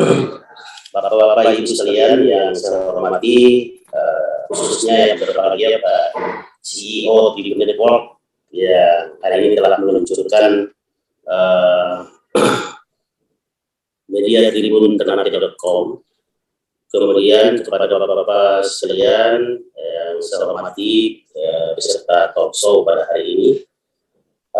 Pertama-tama saya ingin menyampaikan bahwa kalau yang disebut dengan mendorong pertumbuhan ekonomi secara umum di Provinsi Maluku Utara saat ini sih sebenarnya sudah sukses, karena hampir 3 tahun berturut-turut Maluku Utara ini adalah pertumbuhan ekonomi tertinggi di Indonesia. Ya. Nah, jadi cuman yang permasalahannya adalah sektor pertambangan ini share-nya kecil, hanya antara 2-4%, sehingga terlihat bahwa dari luar Provinsi Maluku Utara ini adalah provinsi kaya raya, pertumbuhan ekonomi yang tertinggi, tapi sesungguhnya masyarakat kita juga masih banyak kekurangan. Meskipun tingkat kemiskinan kita masih di bawah rata-rata nasional, tapi pengangguran kita, kemudian Gini rasio kita sebenarnya agak melebar. Nah, oleh karena itu kita berharap bahwa perlu sebagai daerah penyumbang ekonomi nasional, kita berharap mendapatkan perhatian dari nasional, karena kita setelah memberikan sumbangan besar kepada negara juga tentu saja. Nah, selanjutnya kami melihat bahwa dari sisi tenaga kerja, memang saat ini kita sudah berupaya untuk berkoordinasi bahwa nanti akan dibuat BLK, karena banyak tenaga kerja kita yang masuk bekerja itu tidak memenuhi kualifikasi untuk bisa bekerja pada posisi skill yang tinggi lah. Oleh karena itu kita berharap bahwa nanti ada BLK yang dibangun untuk melatih tenaga-tenaga kerja kita, sehingga ketika masuk tidak hanya untuk menjadi tenaga kerja bawahan saja. Kemudian kalau terkait dengan ketentuan pengaturan pertambangan ini kan setelah ada undang-undang Cipta Kerja, ini telah mendorong kewenangan pertambangan sebenarnya kan sudah masuk ke pusat, jadi sudah ditarik ke pusat ini. Nah, oleh karena itu memang urusan, bisa dikatakan hampir secara keseluruhan urusan pertambangan ini sudah ditarik ke sana, sehingga kita berharap bahwa pengelolaan itu juga bisa menjadi lebih baik. Meskipun salah satu faktor ketika perizinan ini menjadi sangat sulit dilakukan, sama-sama ada kelemahannya. Ketika ada di daerah, itu menjamurnya sekian banyak pertambangan di daerah ini, tapi sebagian besar belum terkelola. Jadi dari 109 yang disampaikan tadi itu sebenarnya yang mengelola baru 22. Yang lainnya sih sebenarnya hanya mengantongi izin saja. Bahkan kalau sebelum dilakukan rekonsiliasi di Maluku Utara ini, itu bahkan mencapai hampir sekitar 300-an gitu. Tapi yang tumpang tindih segala macam itu, kemudian setelah dilakukan rekonsiliasi bersama KPK, itu hanya sekitar 109 ya kalau sekarang ini. Itu pun hanya sekitar 22 yang bekerja. Nah, ketika hal ini terjadi sebenarnya bagi kita di Provinsi Maluku Utara itu sesungguhnya juga merugikan. Karena apa? Karena area-area yang telah terlisensi itu sesungguhnya sudah tersandra, bisa dikatakan begitu. Sehingga sulit lagi misalnya ada kegiatan-kegiatan lain yang mau masuk ke sana, itu mereka sudah dalam posisi mendapatkan lisensi itu. Ya, kita berharap mungkin pemerintah pusat yang kemarin menyatakan bahwa bagi para pemegang izin yang cuma sekedar untuk mengantongi izin saja itu dihapuskan. Dan kemarin di kita kalau tidak salah ada beberapa yang di kehutanan, kemudian yang pertambangan juga sudah dihapuskan. Kita berharap demikian. Nah, karena ketika ditarik ke pusat juga itu ada juga kelemahannya, yaitu nanti bisa menyebabkan pengurusan itu begitu sulit, gitu. Kemudian bisa ada terjadi pertambangan liar, pertambangan tanpa izin, gitu ya. Nah, itu juga bisa menyebabkan banyak kerusakan lingkungan juga. Nah, oleh karena itu kita berharap dengan ditariknya kewenangan pertambangan ini kepada pemerintah pusat, mungkin juga bisa melakukan pengawasan yang lebih baik. Tentu saja. Nah, urusan reklamasi ini kan kalau sekarang ketentuannya itu adalah sebelum mendapatkan OP produksi, operasi produksi itu harusnya kan menyampaikan RKB lah kira-kira begitu, seperti rencana-rencana itu. Nah, kemudian nantinya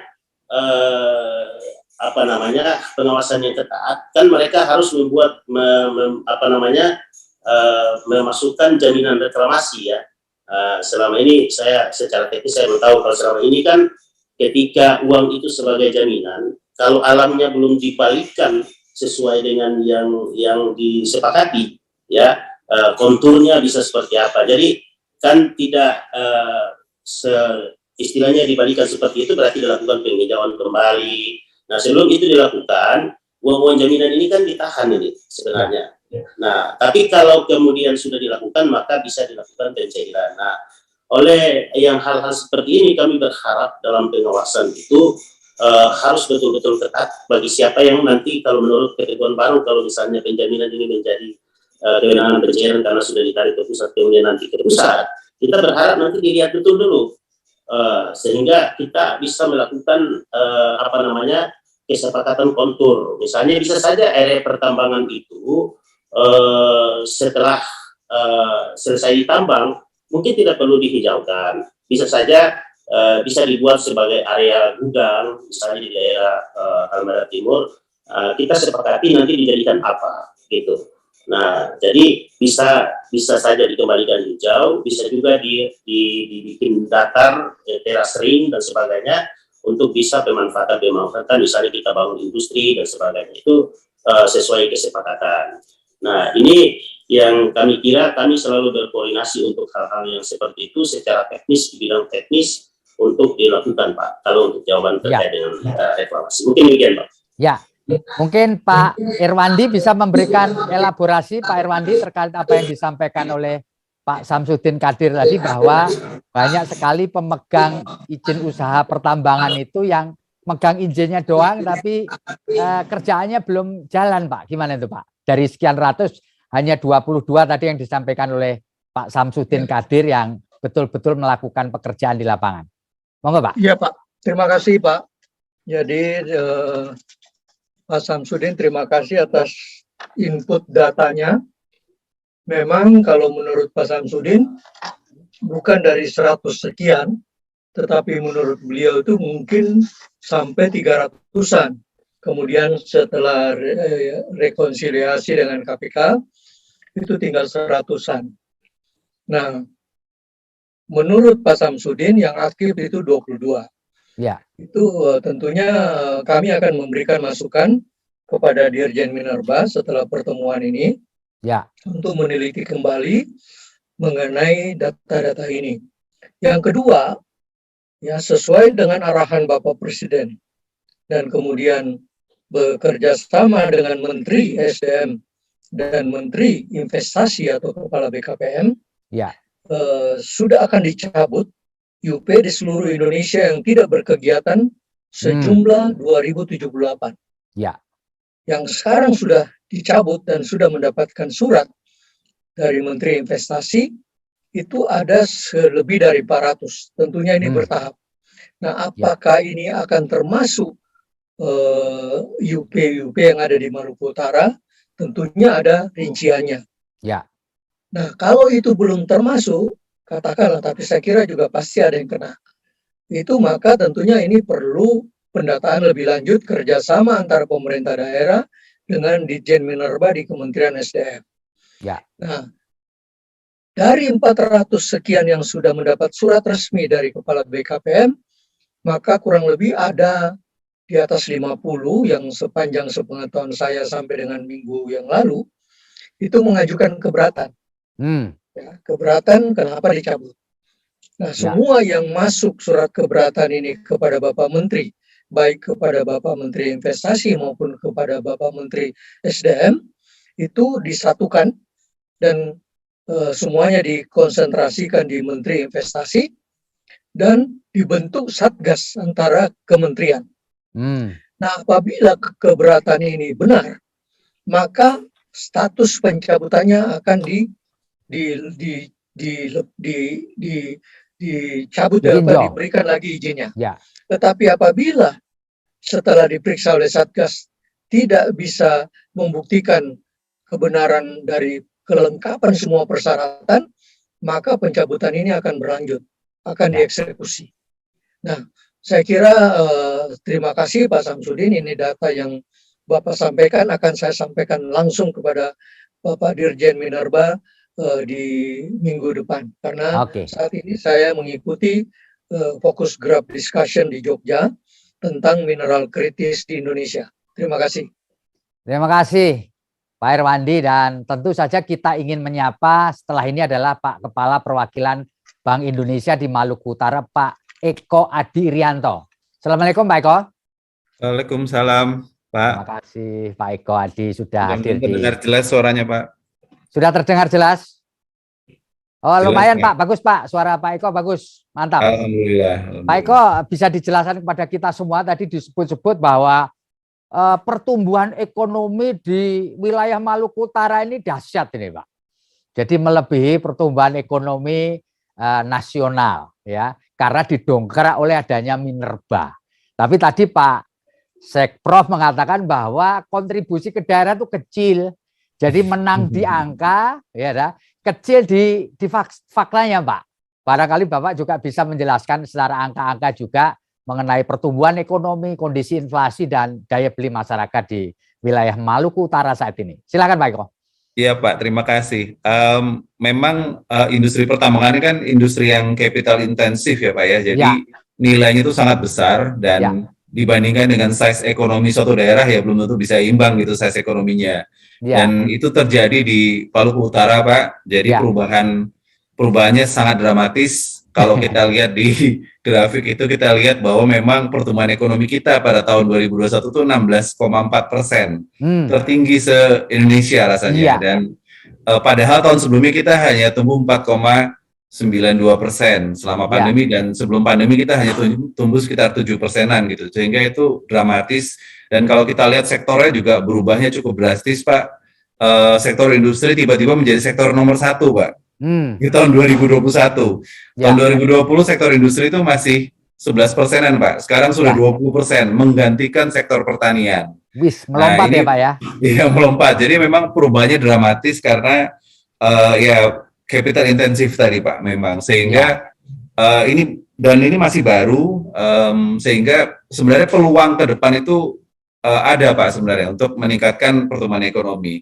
Tapi Pak, kalau kita lihat Maluku Utara dan juga mungkin beberapa daerah di Indonesia Timur Pak, di masa lalu Pak, di masa lalu zaman kerajaan yang mungkin ya, kita dikenal sekali dengan rempah-rempahnya, Pak. Betul. Pada saat itu rempah mungkin seperti halnya nikel saat ini, Pak. Ya, betul. Sehingga waktu itu nilainya sangat tinggi dan luar biasa gitu ya. Ekonomi kita mungkin juga besar sekali pertumbuhannya pada saat itu, mungkin bisa ratusan persen, Pak, pada waktu itu ya. Tapi kalau kita lihat, Pak, sekarang kalau Bapak jalan ke Maluku Utara, yang kita hasilkan masih sama, Pak. Ya. Masih pala, masih cengkeh, dan cara mengolahnya juga mungkin belum terlalu banyak berubah gitu dibandingkan di masa lalu. Nah, bedanya kalau cara pala cengkeh kan renewables, Pak, jadi bisa tumbuh terus. Ya. Nah, problemnya tambang ini kan belum tentu, Pak. Sehingga perlu ada strategi khusus supaya transisi ekonomi kita tuh nantinya terjadi, Pak. Kalau sekarang memang tambang mendominasi, demikian juga dengan industri olahannya, tapi kan tidak selamanya, Pak. Nah, makanya perlu ada transisi sehingga ekonomi lokal, ekonomi daerah itu juga bisa tumbuh lebih baik di masa depan. Nah, bagaimana strateginya, Pak? Sebenarnya sudah dilakukan oleh pemerintah dengan mengharapkan investasi asing yang masuk ke Indonesia, termasuk di sektor pertambangan ini untuk menggandeng mitra lokal, Pak. Ya. UMKM lokal, mitra lokal itu merupakan dan itu diminta di banyak negara. Kalau yang kami perhatikan, tidak hanya di Indonesia, banyak negara juga mensyaratkan bahwa investasi besar dari asing, dari luar itu diharapkan menggandeng mitra lokal.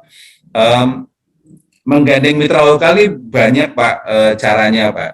Nah, yang sebenarnya paling dasar adalah pemenuhan akomodasi, pemenuhan kebutuhan pangan dari pekerja tambang. Begitu juga kebutuhan sandang, Pak. Sandang pangan papan lah, boleh dikatakan seperti itu, Pak. Kebutuhan dasar dari industri itu atau kawasan industri di suatu tempat. Nah, itu paling dasar, Pak. Dan nilai tambahnya nggak besar sebenarnya dibandingkan nilai tambah pertambangannya, Pak, atau industrinya. Tapi itu pun masih menjadi masalah. Kalau kita lihat di Maluku Utara, nanti bapak-bapak dari di sesi 2 nanti, Pak, ya, dari pelaku usaha industrinya mungkin bisa cerita, Pak, bahwa tidak mudah, Pak, memenuhi kebutuhan pangan dan kebutuhan akomodasi dari Maluku Utara sendiri. Demikian juga pangan misalnya, Pak, yang menjadi konteks BI menjadi pengamatan Bank Indonesia ya. Karena kebutuhan pangannya tidak bisa disuplai dari Maluku Utara sendiri, maka dia mengganggu rantai pasok yang sudah ada di Maluku Utara dan dampaknya ke inflasi, Pak. Iya, betul. Karena pasokan pangannya yang tadinya dari luar dan sebagian dari Maluku Utara sendiri kemudian terganggu karena permintaannya cukup besar dari industri tambang dan industri pengolahan hasil nikel ini. Nah, karena itu ini menjadi isu dan juga tadi Pak Sekretaris Provinsi juga sudah menyampaikan ada pekerja, Pak. Pekerja itu migrasi, Pak. Migrasi pekerja, Pak. Dari berbagai daerah, dari berbagai sektor ke sektor pertambangan dan industri. Sehingga contohnya tadi pertanian menjadi berkurang produktivitasnya, gitu ya. Di antaranya diindikasikan ada migrasi pekerja dari pertanian.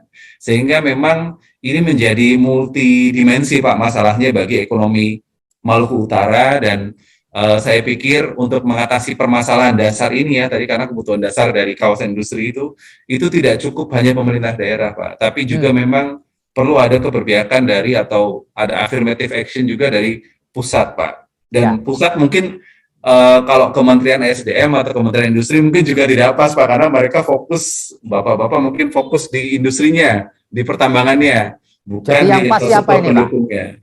Kenapa, Pak? Kalau pemerintah pusat dalam konteks ini yang paling tepat urusannya siapa ini, Pak? Yang Bapak maksud tadi? Nah, sebenarnya kan sudah pas sebenarnya pintu masuknya mungkin lewat Kementerian SDM dan Kementerian Industri dan juga dengan dengan Badan Penanaman Modal atau Kementerian Investasi sudah pas, Pak. Cuma kan isunya bukan hanya itu, tapi ada juga kebutuhan pangan ya, mungkin terkait dengan Kementerian Pertanian atau Badan Pangan ya.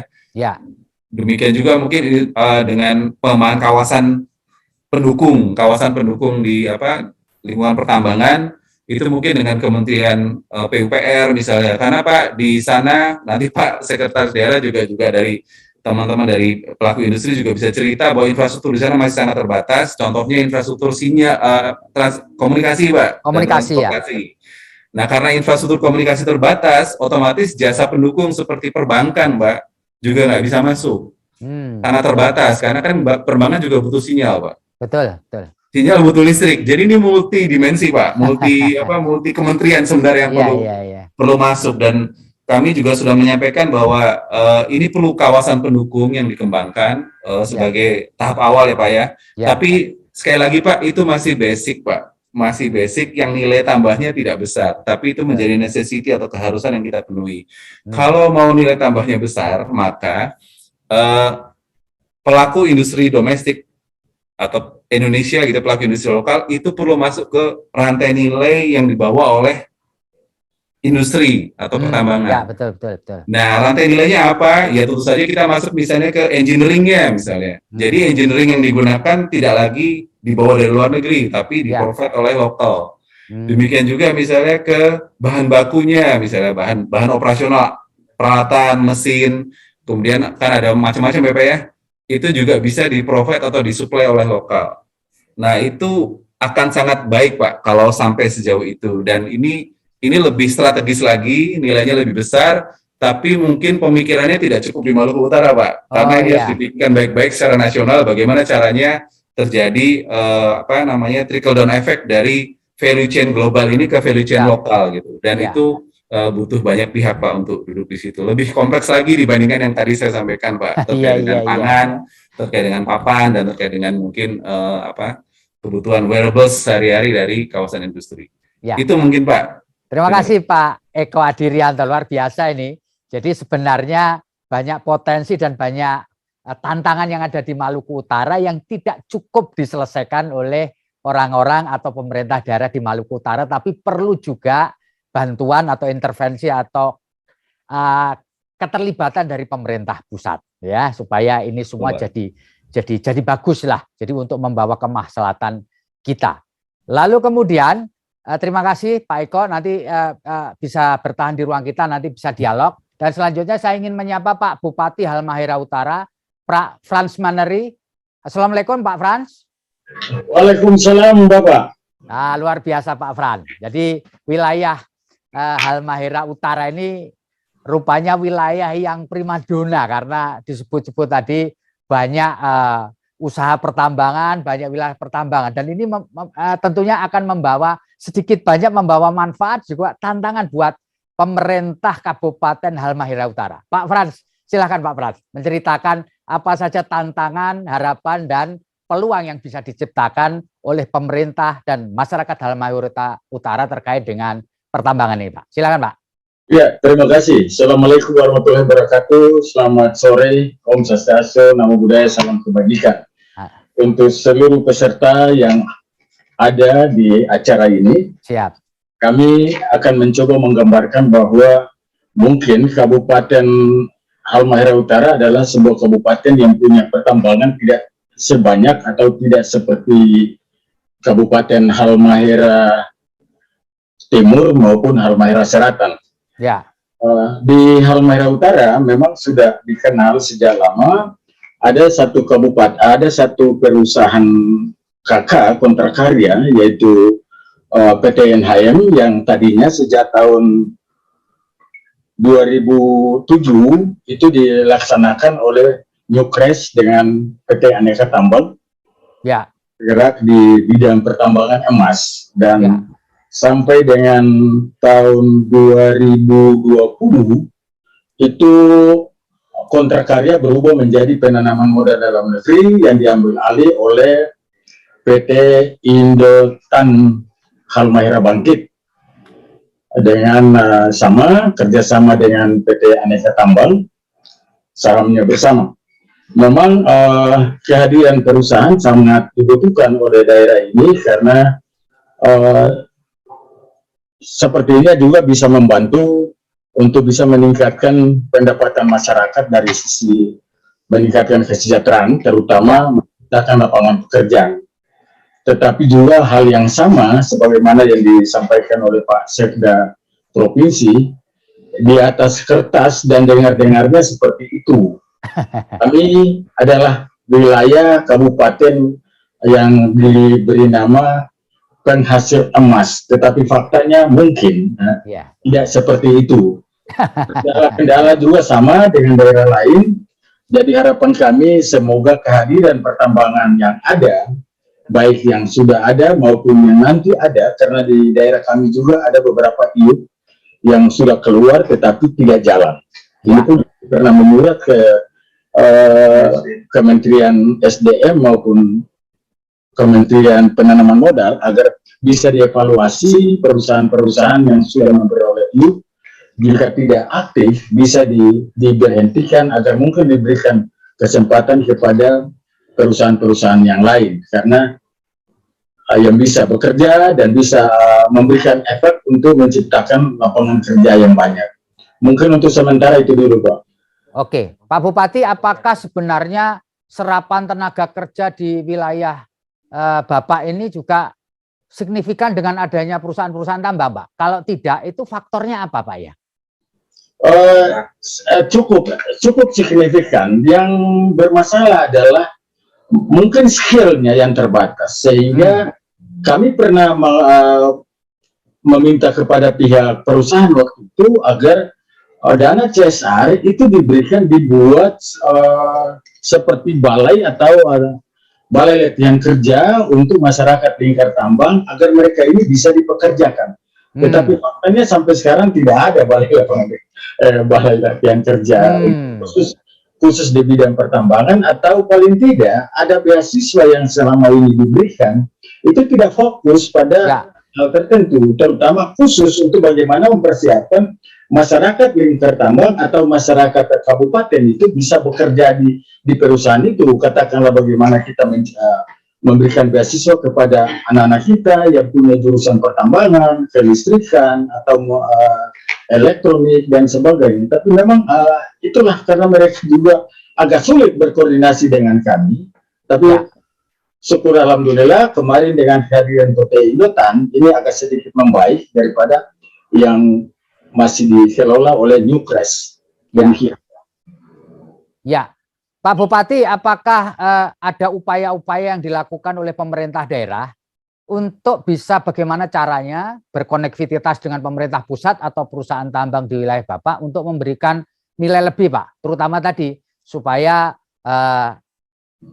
lag antara kebutuhan tenaga kerja dengan apa yang tersedia bisa semakin mendekat, Pak. Bagaimana maksudnya, Pak? Jadi apakah ada upaya yang telah dilakukan oleh pemerintah kabupaten untuk melakukan pendekatan kepada pemerintah pusat, Pak, supaya kabupaten yang Bapak pimpin bisa mendapatkan manfaat lebih banyak?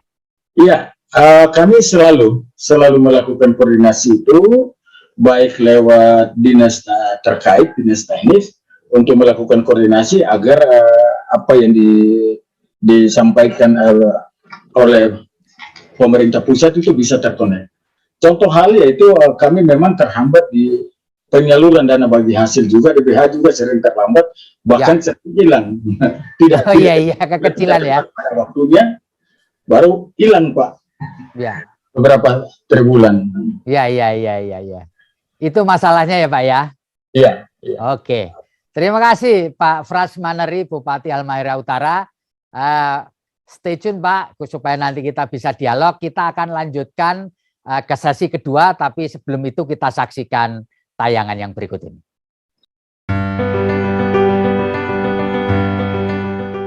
Assalamualaikum, salam sejahtera bagi kita semua. Subajo, kami dari perwakilan Bank Indonesia Provinsi Maluku Utara mengucapkan selamat atas launching tribunternate.com. Saya Cipto Rustianto, Communication Manager PT IWIB. Mewakili manajemen, kami mengucapkan selamat atas launching tribunternate.com. Manajemen Harita Nikel beserta seluruh jajaran mengucapkan selamat atas hadirnya Tribun di Ternate. Saya Agung Gunawan, General Manager PT Garuda Indonesia Brand Office Ternate, mengucapkan selamat atas di launchingnya tribunternate.com. Saya Sinta, Kepala Kantor Bea Cukai Ternate. Saya mengucapkan selamat atas launchingnya tribunternate.com. Saya Aidil Adha, SEMI, Kepala Badan Pusat Statistik Provinsi Maluku Utara, mengucapkan selamat atas di launchingnya tribunternate.com. Saya Heri Wirawan, Kepala Kepala KPP Pratama Ternate mengucapkan selamat atas di-launchingnya tribunternate.com. Semoga tribunternate.com dapat menjadi sumber informasi yang terpercaya dengan pemberitaan yang aktual dan positif, serta yang terpenting bisa meningkatkan literasi masyarakat, khususnya terkait perkembangan ekonomi terkini, seperti pertumbuhan ekonomi, inflasi, dan berita lainnya. Kami percaya kehadiran tribunternate.com akan membawa dampak yang lebih positif untuk denyut perkembangan kesejahteraan sosial, pendidikan, serta pemersatu masyarakat Maluku Utara. Sebagai bagian dari masyarakat dunia industri dan dunia usaha, kami sangat membutuhkan peranan dunia jurnalistik untuk bersama-sama membangun dan memajukan serta memandirikan masyarakat Maluku Utara. Kehadiran Tribun Ternate akan mewarnai perkembangan informasi di Maluku Utara. Semoga Tribun Ternate selalu menjadi media yang akurat, independen, dan mencerdaskan serta menjadi bagian penting dalam perkembangan kemajuan Bumi Keraha. Dapat memberikan pilihan lebih kepada masyarakat untuk bisa mengakses berita-berita terupdate dan terpercaya. Statistik dan jurnalistik selalu berkolaborasi dalam menyajikan fakta, menyajikan kebenaran untuk kemaslahatan masyarakat. Semoga dapat membantu menyebarkan informasi terpercaya, terutama terkait dengan perpajakan. Mata lokal menjangkau Indonesia.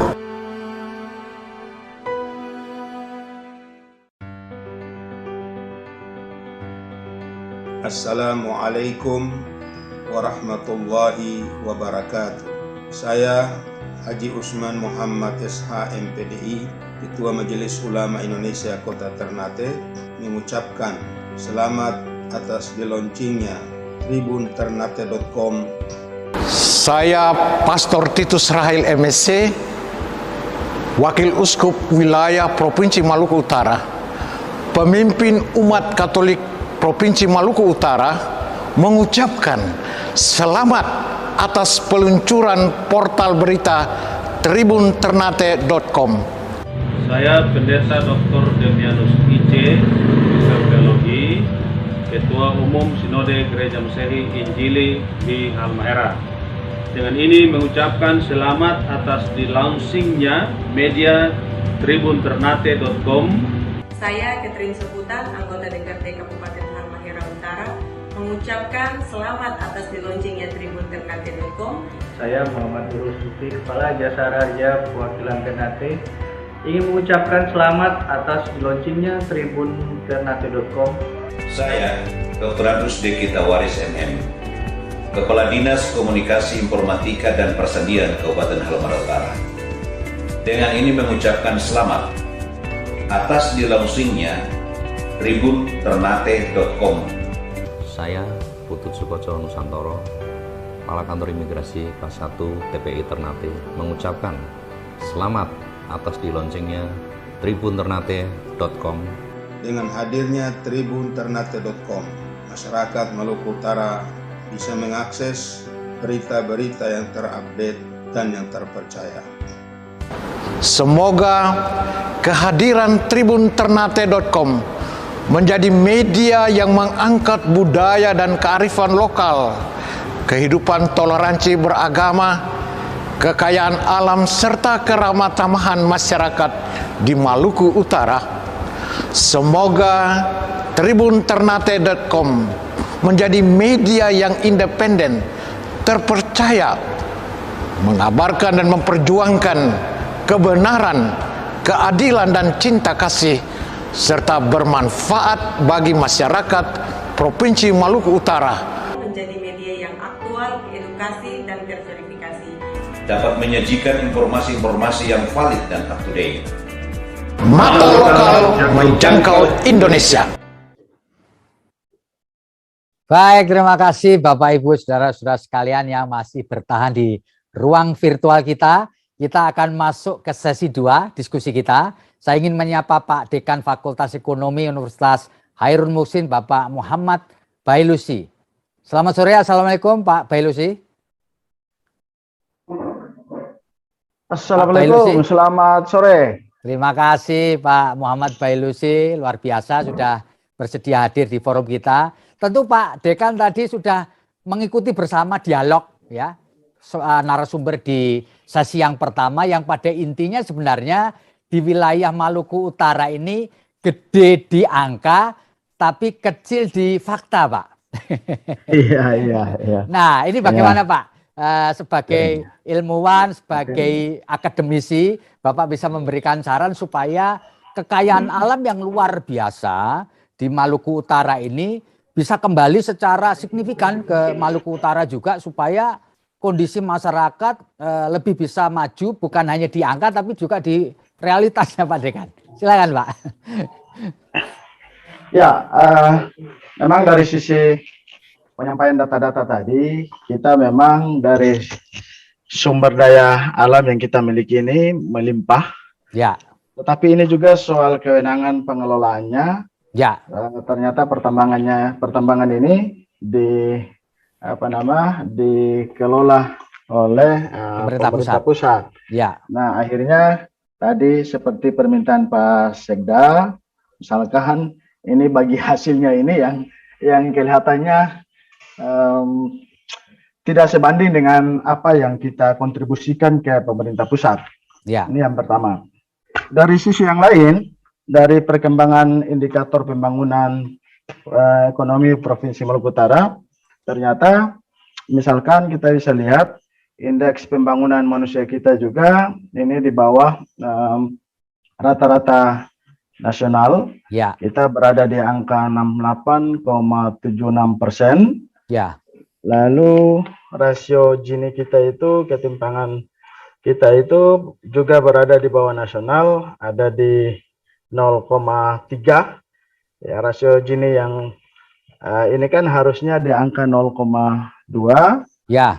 Lalu tingkat kemiskinan kita juga di 2021 itu kita juga di bawah nasional 6,38. Secara nasional itu 9,71%.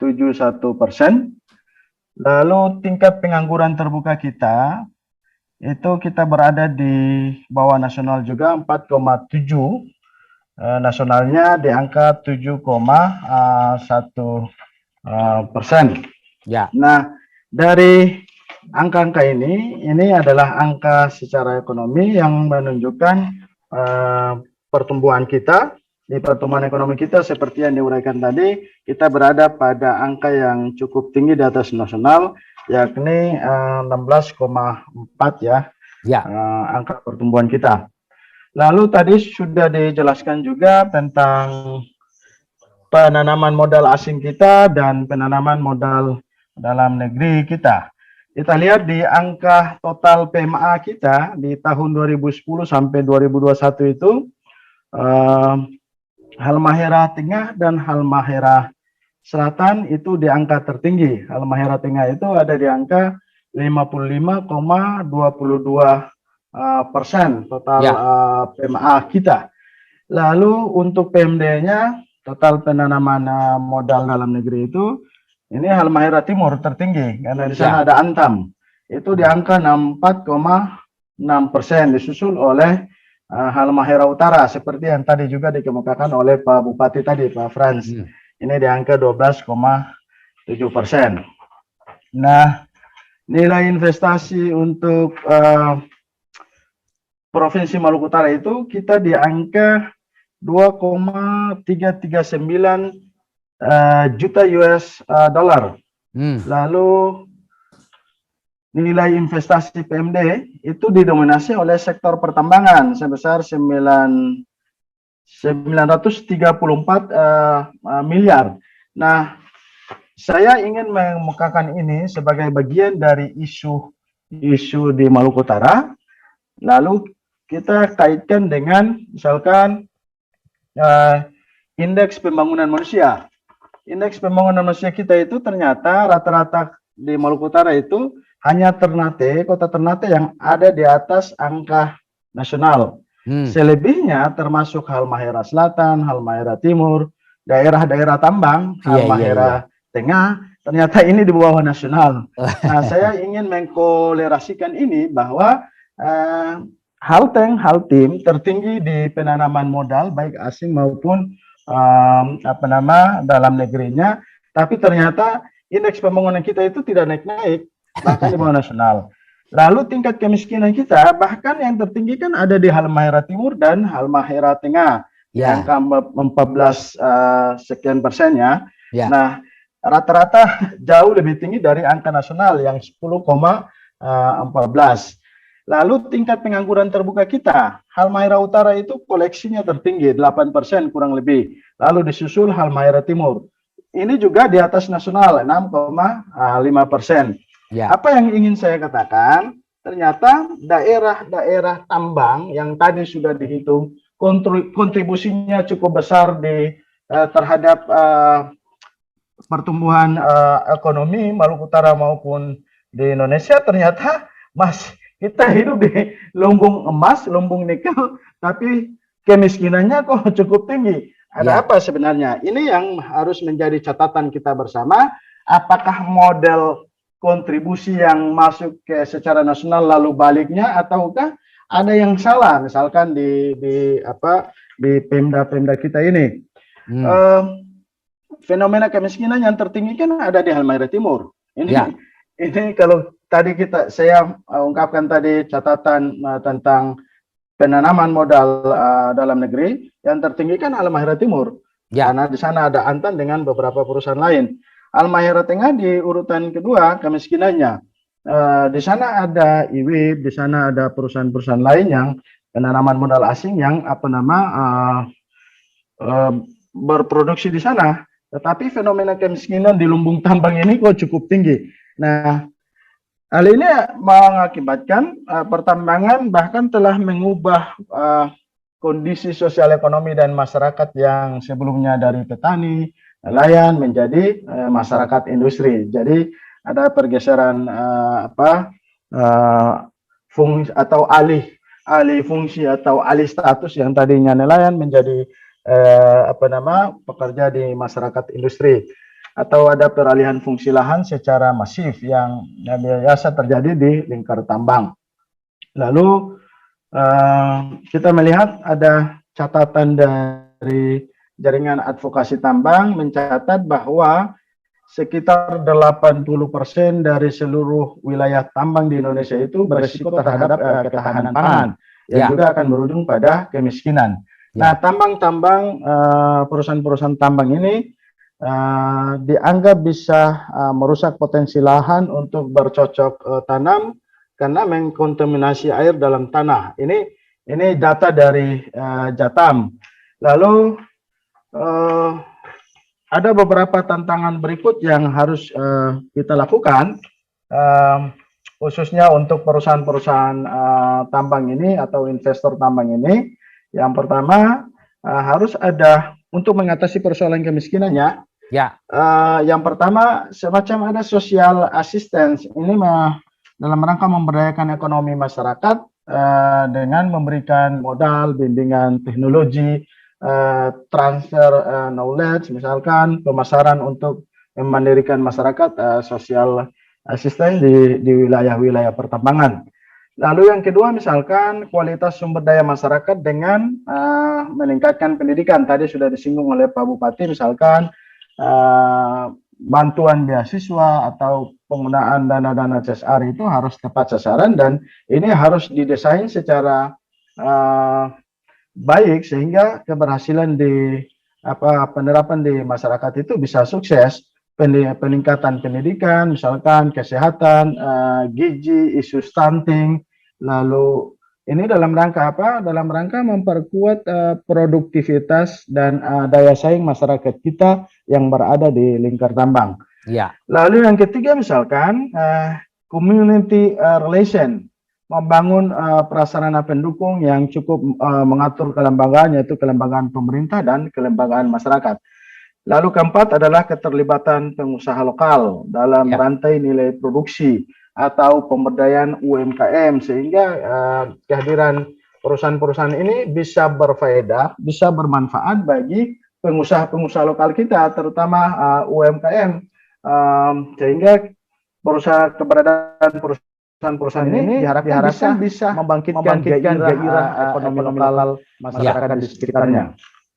Lalu ada beberapa nilai strategis yang harus disiapkan oleh pemerintah daerah. Misalkan menjamin ketersediaan SDM yang handal untuk mengisi posisi tidak saja pada buruh tambang tetapi pada posisi strategis. Secara faktual SDM kita yang bekerja di tambang ini rata-rata di level first line, di level yang paling rendah. Nah, ini juga pemerintah, Pemda, kita semua harus memikirkan tentang keberlangsungan dan ketersediaan SDM ini. Yang kedua, mestinya kita harus mendorong percepatan pabrik smelter untuk pengolahan agar tidak terjadi losses pendapatan daerah akibat terjadi backwash effect. Jadi ada daerah-daerah pinggiran yang mati sebagai akibat dari kehadiran tambang ini atau perusahaan-perusahaan atau investasi di bidang pertambangan ini. Yang ketiga, pemerintah daerah perlu mendorong agar CSR ini harus menjadi structural approach dan bukan voluntarisme. Ini yang harus perlu dilakukan oleh, atau nilai strategis ini yang harus perlu dilakukan oleh pemerintah. Lalu yang berikut, apa saja yang harus disiapkan oleh investor? Saya kira investor juga punya kewajiban atau punya semacam harus apa yang dilakukan. Yang pertama, adanya kesadaran investor untuk transfer pengetahuan kepada masyarakat. Nah, ini penting dilakukan. Lalu pelibatan masyarakat tempatan tidak sekedar untuk alokasi CSR, tetapi juga pada kebijakan-kebijakan yang berpihak pada hilangnya sumber nafkah dan identitas lokalitas masyarakat.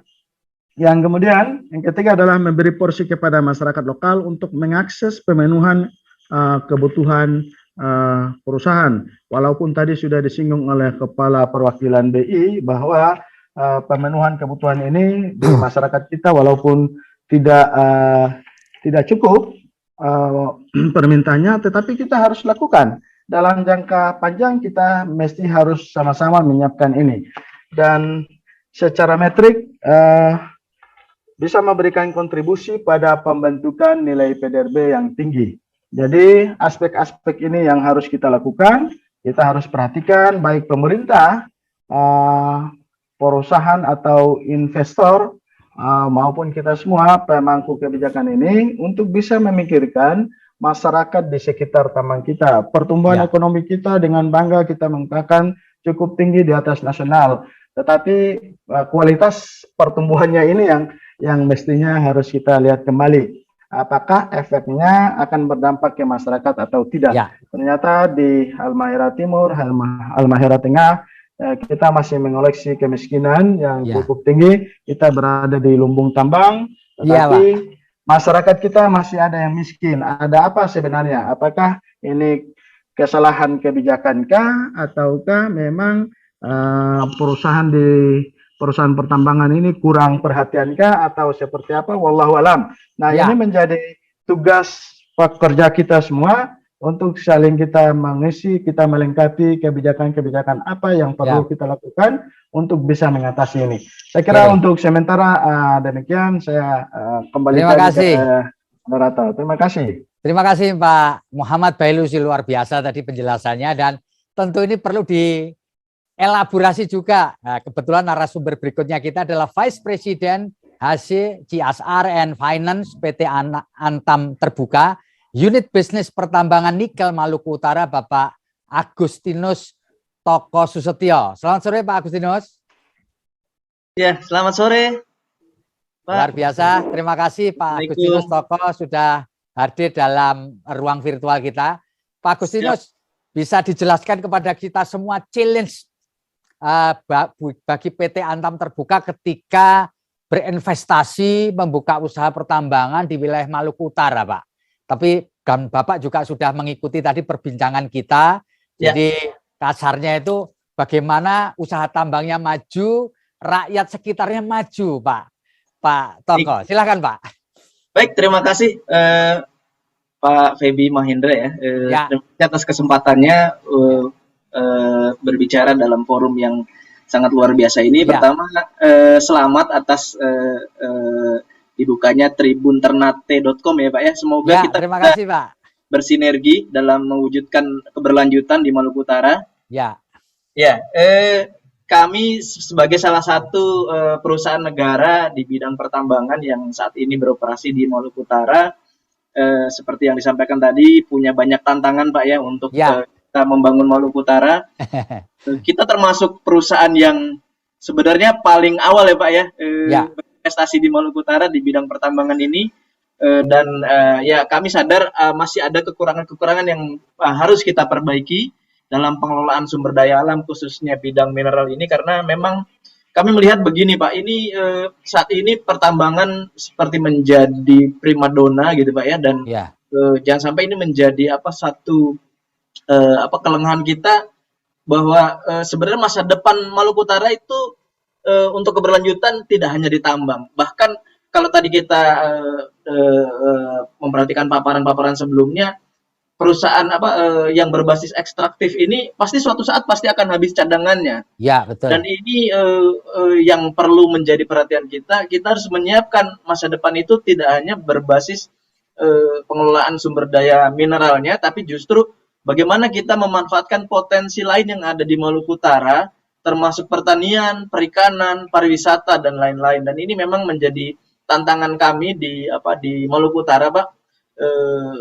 Kami melalui program CSR juga sangat concern untuk membangun pertanian, perikanan, kemudian wisata dan lain-lain. Tapi memang salah satu tantangan yang paling besar adalah SDM, Mbak. SDM. Jadi ini menjadi PR besar kita, bagaimana kita menyiapkan SDM yang kompeten untuk bisa mengelola potensi-potensi tersebut sehingga ke depan ini menjadi sumber daya yang menjadi andalan kita di Maluku Utara. Kita saat ini melalui program CSR di SDM ini kita concern untuk melaksanakan program School Development Program, kemudian beasiswa untuk mahasiswa S1 ya, S1 dan sebagian S2. Kemudian kita juga bersinergi dengan Pemda untuk membangun prasarana sekolah, ya, terutama dari sekolah dasar sampai SMA, Pak. Dan memang tadi salah satunya itu BLK ya, Pak ya. BLK ya, Pak, seperti yang disampaikan Pak Bupati tadi kan?